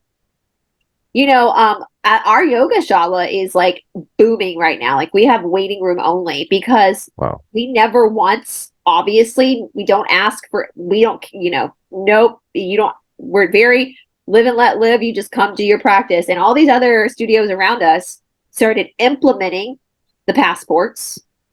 And guess what happened? They went out of business. Turns out people don't want to have to show their damn health paperwork to take a yoga class. No shit. The world was so different before 2020. Yeah. It's just incredible. And I will remind you guys, how did the Nazis start? With Exactly. Health passports. Exactly. What was done was so treasonous and illegal and Nazi-esque that it didn't take a genius to figure that what was happening. And, you know, thank God, Bryce, I didn't know how long this is going to go on. They were threatening to come and shoot people up at their fucking homes and take them out. I think they just passed Okay, Stephen. In New York, they just passed a paper. Huh? Steve's in Michigan. You're in California. You guys, and this is what I will say for the Americans. This is a good lesson in the value of the republic and how it's your governor is actually more important than the president. Yeah, I learned that. Yeah, recently. We learned that because I'm in Georgia. We're pretty much like Florida. Like that's why Ron DeSantis on the phone call with Biden that was recorded told Joe, he refuses to call him president, to fuck off. Remember that phone call that got recorded and Governor DeSantis was like, Joe, with all due respect, fuck off. Because the president... I was so jealous of Florida during this because LA, we got Gavin Newsom, who's the biggest narcissistic asshole ever. And some of these tyrants just loved the power they could wield over people. It was like they got off on this shit. There's a really funny TikTok I follow. I follow her on Instagram where she puts her TikToks where she's the recovering Californian. She moved to Tennessee. That's funny. And she puts these really funny TikToks. There's the way she goes, she'll be standing in a field. She's like, this is called a cornfield. She just stands there like the way, and then she'll be like, this is called a buggy at the grocery store. And here in Tennessee, apparently people put the buggies back after they're done using them. And she's just hysterical. She's hysterical. She's the recovering Californian. Yeah, I'm jealous. Tennessee. Yeah, it's if that happens again, you guys can run to Georgia because we're here and we're wide open. I'm not putting up with that a second time, but I don't think they're gonna, whatever it is, who knows, but I don't think they're gonna be able to pull off that again. Whatever they're gonna pull is gonna be more drastic. I know. People are gonna die. Yeah, I know. Yeah. Oh, I think, and that's one thing that drives me crazy about the truther community is they're convincing people this is all a movie. It's not a fucking movie. This is real life. The white hats, you don't believe the white hats are coming any day, Bryce? I mean, if you just trust the plan and hang in there. Which is a catchphrase for a cult, right? Yeah. Yeah. It's after Labor Day. No white. You know that. This was the scariest statistic, at least for me, was that there was a poll that went around to Democrats, and it was 54% said that they would report on their fellow neighbor. Yeah. If that's what the Nazis did, you guys. That's right. That's what they did in Scientology. This is what we're saying. Dr. Hassan, if anybody is acting like a fucking cult, it's that shit that the Democrats are doing that you report on your neighbors. That's where it really got scary, man. I'm going, am I living in talk about living in a movie? I'm like, I got to be dreaming. This is completely illegal. Yeah. Yeah. That's because your neighbor is having their family over for a meal. Yeah. It's fucking madness. Yep. So Dr. Hassan, if you happen to see this is why people don't trust you anymore. Because you support this shit. Yeah. Yeah. Want to make it right? Then make it right. And admit that you've been supporting organizations that take people's voices away. That control while being an advocate for getting people out of a cult. Yeah. Yeah. That's what people have a problem with, Dr. Hassan, is because you are a hypocrite. Yep. So anyway, hope it pays well. Yeah. You know, it's not going to be that fun to have all that money when the world's shambles because of this shit. And not only that, to go out with your dignity, to be able to look at yourself in the mirror with a clean conscience, that's worth no amount of money will ever make up for that feeling of not having to hide from yourself. So good luck to him and other people that, especially during these times, Bryce, when it's really important to actually have some integrity. Yeah. The people, you know, this is going to determine the future of our kids and grandkids, you know, so if we don't stand up now, people like Steve Hassan, I wouldn't want to exit this world with that guilty conscience. Oh, know? I know. This is the great thing. Like, if you ever wondered what you would do in Nazi Germany, now you know. Yeah. And by the the way, crowds- when the mask went on, everybody's mask came off, so you really got to see who people were. So in a way, it's a necessary evil, and it's good to know where people are and where they stand. Because like we talked about the other day, Bryce, if I didn't see this world for myself and witness particularly what I saw in the last 3 years and people's behavior and lack of action, I wouldn't have believed it. So now we know.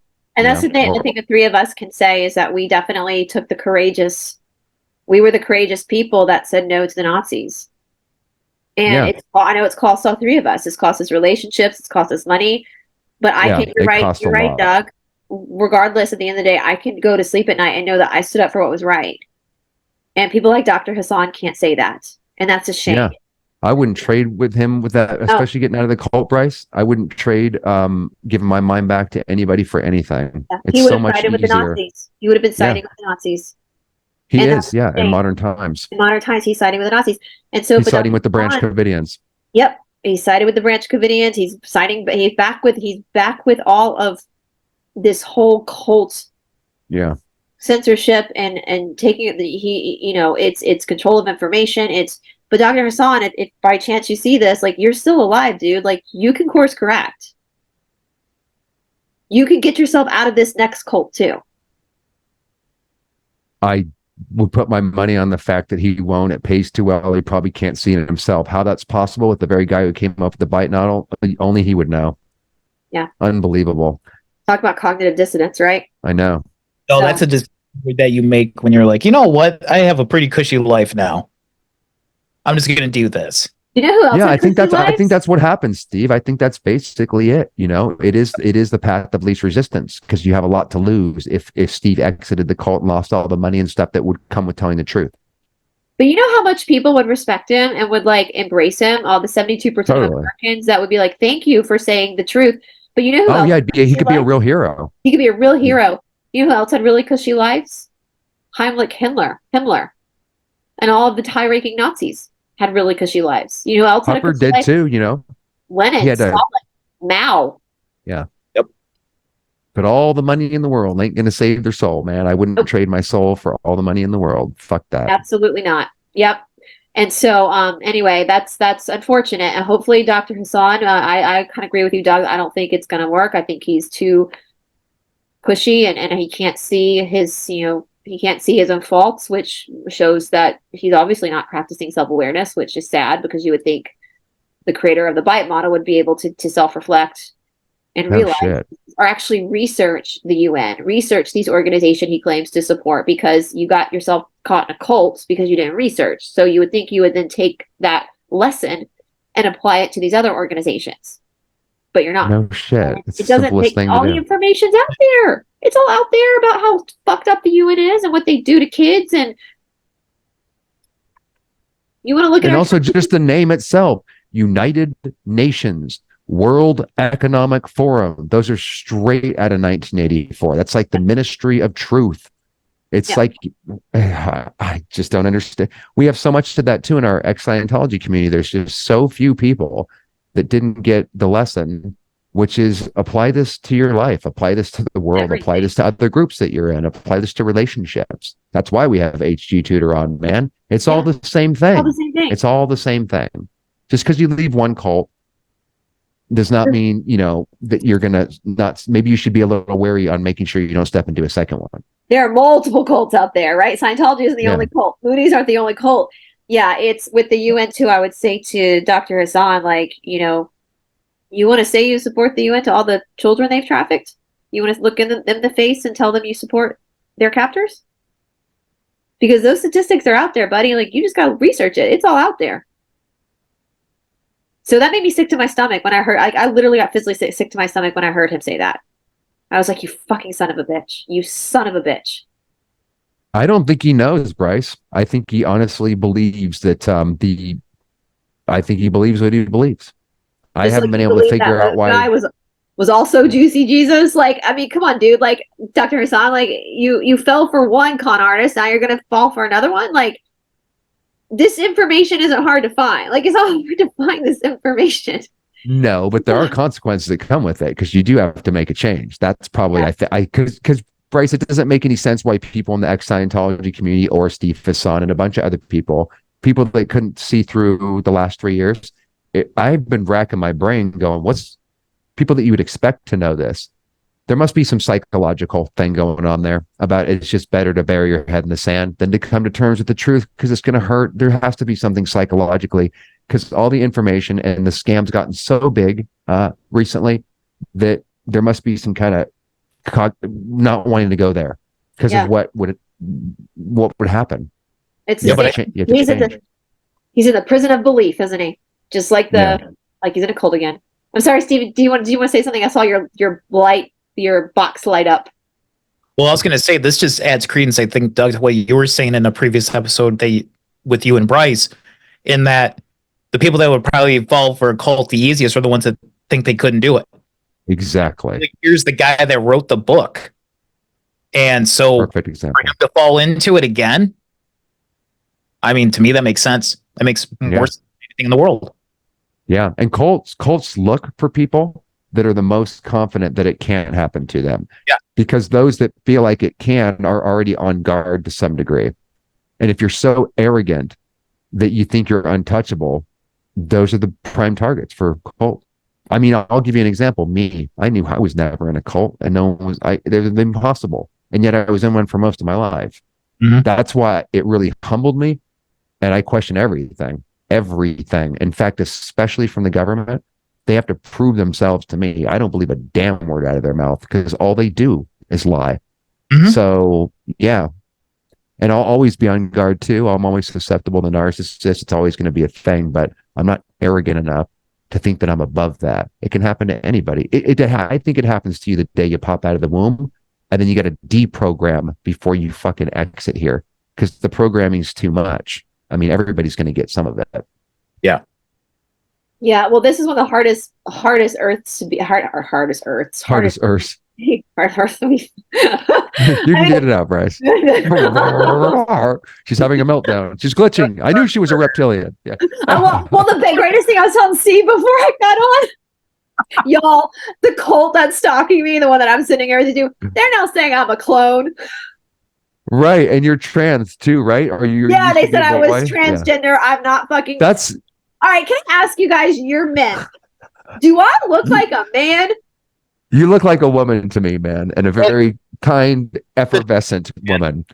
But that's what they throw at everybody nowadays because that's all the Q rage.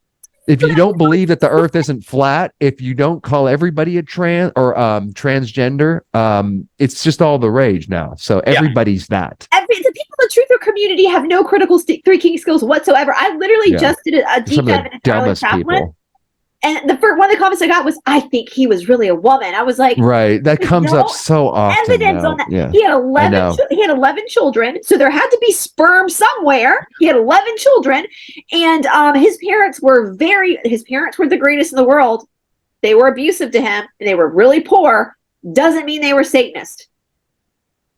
Doesn't mean they were. Everybody though now is a Satanist. If you think the Earth is round, you're dumb. Like it's like I think Q started a lot of that too, because it's just like distraction shit. But yeah, everybody's transgender now, and if you don't see it, then you're not woke, and you're not, it's there's wokeness in the total wokeness. There's cancel culture in the truther community. It's another cult, and I'm tired of it. When people leave those comments, I'm like, you got to be fucking kidding me. I was like, not every fucking person who's in Hollywood is trans. That's correct. And you were in Hollywood, weren't you, Doug? Yeah. Not every woman you were co-starring with was actually a man. No, most of them weren't until actually this agenda kicked off in the last few years. That's when it became on everybody's radar because there's a concerted effort to groom kids and stuff and to make pedophilia, be more welcome and stuff. I'm sure you guys know that. So it wasn't even on my radar when I was in Hollywood. And most people were, there's plenty of gays and bis or whatever. It doesn't matter. But the whole trans thing, once that kicked off, there's now more in there because people are getting brainwashed into not knowing who they are and they're transitioning and then some regretting it or whatever. It's more prevalent in Hollywood, but it's still a small fraction. Not everybody is freaking trans. And that's what happens with these truther and these Q people is they think everybody's that. If you're in Hollywood, you have to be trans. It's black and white. You have to, exactly. Black and white making us versus them. you know, they're all sitting around waiting for the government to bring them like $1 million checks because Nasara is coming. Yeah. But dude, that's communism. You're just waiting for another government entity to come in and give you money. Yeah.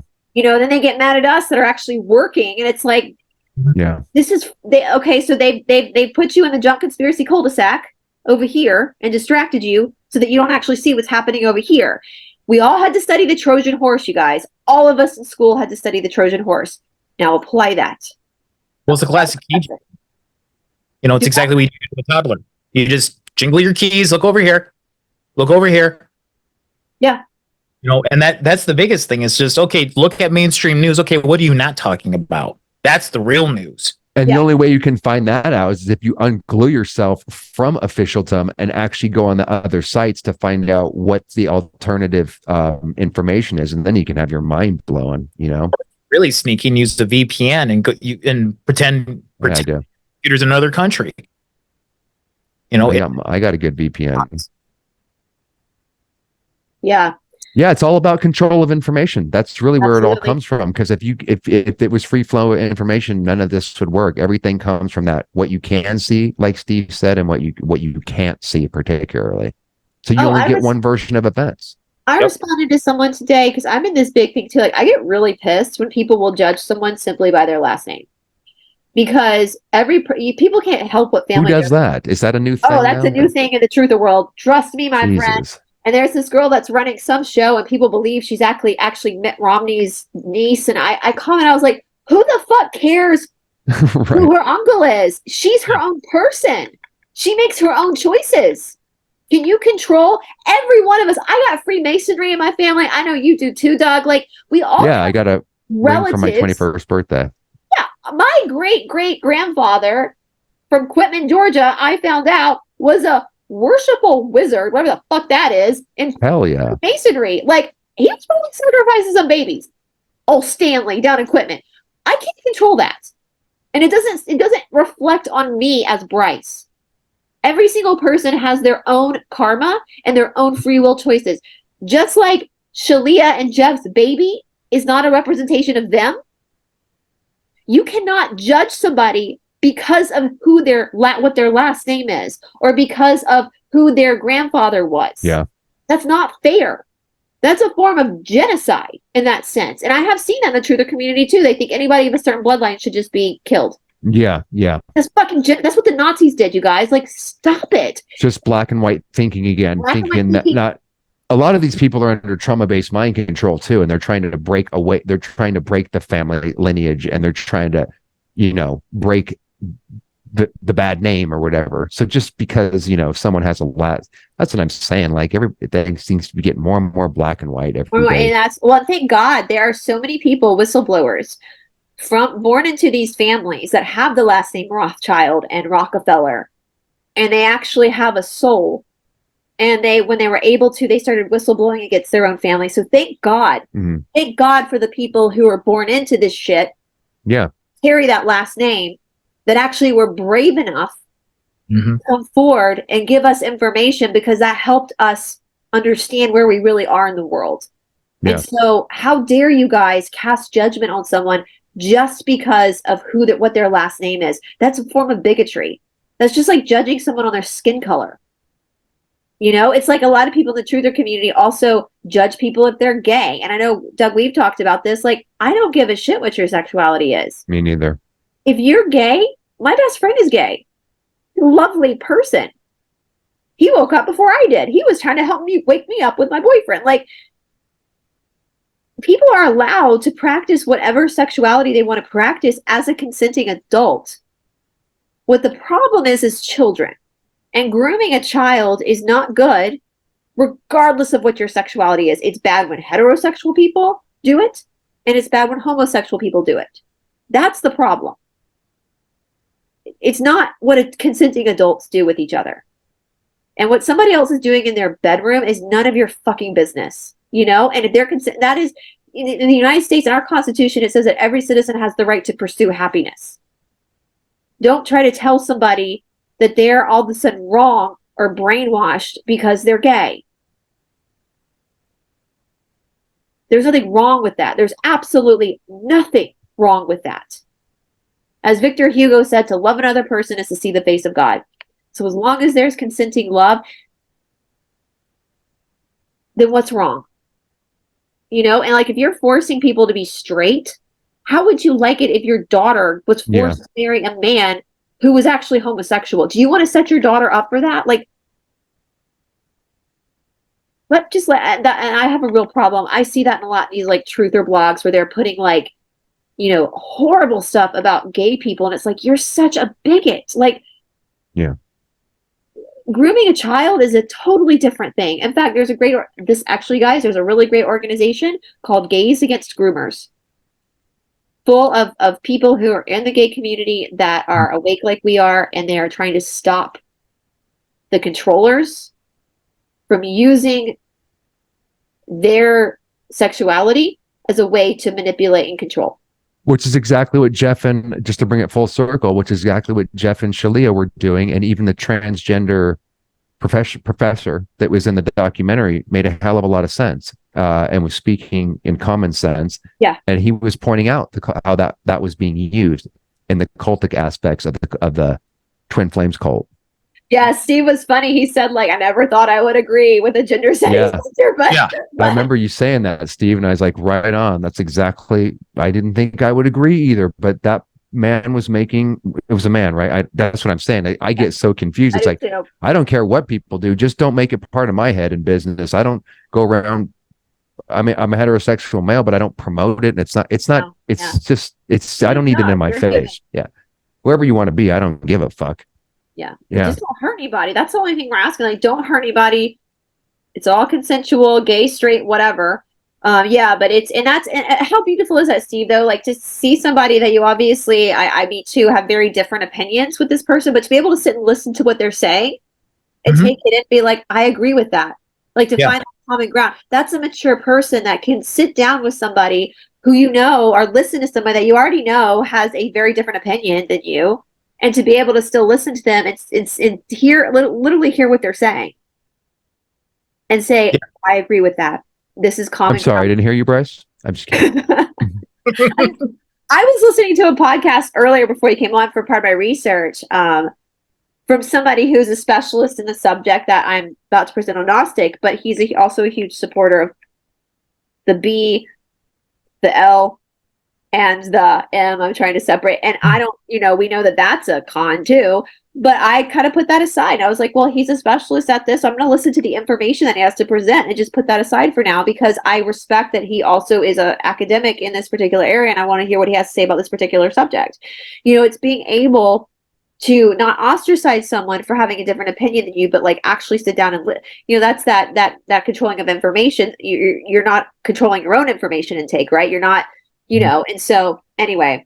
All right, you guys, I know we've been going for a really long time. I don't want to keep you guys forever, but so I'm going to say again, you guys watching right now, if you want to hear more of these discussions, even if there's another cult or another topic when it comes to psychology and mind control, let us know down in the comment section below so that we can open up this conversation even more. And do us a favor.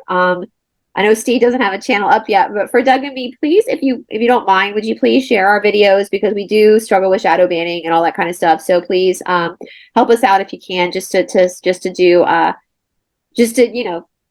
if you feel like it, just to get these messages out and to get, especially Doug's channel, because it's fantastic with the work he's done and the thanks, you too, Bryce. Well, just taking you work a heck of a lot harder at it than I do, man. I don't know how you pump I'm out. just a nerd. I like to research weird shit. I know, but the amount of work you get done is impressive. Seriously. I will say my boyfriend laughs at me. He goes, "There's that private school education." Good. But it's good stuff. I'm like, well, I don't know how to cook. I don't know how to change the oil in the car. I don't know. Thank God he does. I can't cut the lawn. Like, it's all academic, baby. So, fair enough. So, anyway, but no, I'm the nerd that will say, I wonder what Charlie Chaplin was up to. Right. I've always been that person too. It's good quality. Little Lolita. That's, if you guys didn't know, Lolita, the book Lolita, that was based off of Charlie Chaplin and his second wife. Disgusting. Oh, wow. So yeah, he was a pedophile. Let's just call a spade a spade. The casting couch came from him. He started that. Wow. Marlon Brando said Charlie Chaplin was one of the most sadistic men he'd ever met. Wow, I didn't know that. Oh God, it's disgusting. It's disgusting. This man. And no, he was a man, you guys. He had a wiener. He was a man. He was not transgender. You can be a disgusting piece of shit without being transgender. Right. They've been plenty of pieces of shit all throughout history before this agenda kicked in that were not transgender. Right. So what a crazy, crazy world, in fact, man. you not need a dick to be a dick. Yeah, you Yes. yes. And guess what? You can be a transgender and be an incredibly wonderful, amazing person. So it doesn't matter. Like, of course.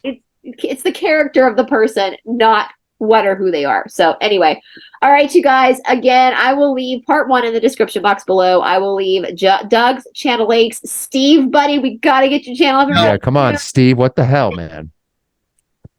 Got the setup and everything. You're ready to go. I know, isn't it amazing? He's got the great setup. And this took me 2 years to get put together. So I'm at 5 years out of my channel. Fucking A. That's true. That's true. So when you start, it'll be straight out, man.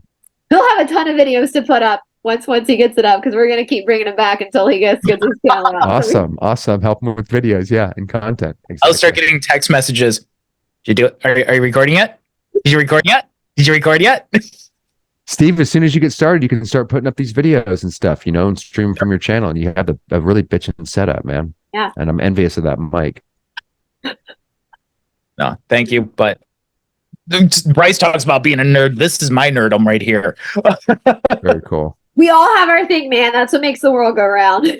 Fucking A. I never thought there would be a niche for my love of snooping on dead famous people, but apparently there is. So anyway, you guys. All right, you guys. I'm so glad you guys joined us for this conversation. I feel like we could just chit chat all night with you guys. But once again, check out Doug's channel. Make sure if you're not subscribed, please subscribe. Please subscribe to the backups on BitChute and Rumble for both of us, because as you know, as we've talked about, you just never know what tomorrow is going to bring. And so so you don't lose us, that you make sure that, or we don't lose you, that you are subscribed to our backup channel so that you can figure out what's going on if you can't find us. Also, do us a favor and double check and make sure that you are still subscribed to us. It's another thing that this platform does sometimes, is they will unsubscribe you. So just make sure, just double check that. I get those emails all the time, and it's Me just, too. I want to just say it's a glitch. I try to err on the side of caution with that maybe it is just a glitch in the system, but I don't know. But regardless, just double check and make sure that and all your other favorite content creators, that you haven't been unsubscribed from their channel. And is there anything else you guys want to say to end this out? Thanks for having me on, Bryce. Steve, over to you. Of course. I will say, guys, do not go looking for your twin flame. I'm good. Thanks, Bryce. I was going to take that advice anyways, but thanks for the reminder. I haven't been looking for my twin flame at all. Don't go looking for it. And if someone says they're Jesus, they're not. And don't go to volleyball courts at 2 a.m. No. With strange, sweaty men. Let's just be honest. Nothing good happens after 2 a.m. So not necessarily, but not on a volleyball court. I'll meet you halfway, Steve. Okay, we'll do that. There's some babies that are probably made around 2 a.m., but true. So anyway, you guys, I hope you guys have a wonderful weekend. I'm going to be airing this, I'm assuming, on Saturday morning. Just an FYI, if you're still listening, I will be on the radio show tonight. I forgot the name of it. Spaced Out, I think it's called. I'll put the links in the comment section below or later on today. It's a radio show. It's the new Coast to Coast. Remember the Art Bell shows? It's the new one. And so I'm going to be on 10 o'clock tonight, a live show. 10 o'clock is really late for me. I'm usually in bed by like 8. So this is going to be quite wild. So it's an hour show. We're going to be talking about black-eyed kids, you guys, which I'm not scared of much stuff. Like paranormal stuff doesn't scare me that much. That's some creepy shit, man. Black-eyed kids scare the shit out of me. Like is one of the paranormal phenomenons that literally, like, ghosts, I don't care. All that kind of stuff. Like I'm from the deep south. Everything's haunted here. Like, it's fine. But black-eyed kids scare the ever-living Jesus out of me. Like, I literally, those things freak me out. But we're going to be talking about that. Jessica Jones, she's going to be the one hosting it. She hosts it every Saturday night. And so we're going to come on and we're going to talk about, and I think she's actually had some experiences with black-eyed kids. Bless her heart. They're not her kids, right? No. Her kid's cool. I met her kid off. It was a joke. Yeah, he's cool. He's a cool little kid. Yeah, so if you guys, I will put that information up. She's gonna send it to me in the community tab. So if you want to join that radio show, she does it every weekend, every Saturday and Sunday. I think it is hosted out of Canada, but she's here in Georgia with me. So it's the new Coast to Coast, the old Art Bell stuff, but the new stuff since Art Bell is no longer with us. Talk about one of the original truthers, right? Art Bell. Yeah. Challenging the normal perception. So make sure you join us if you can, guys. And yeah. So we'll talk to you guys all soon. Have a wonderful weekend, you guys. Bye, everybody.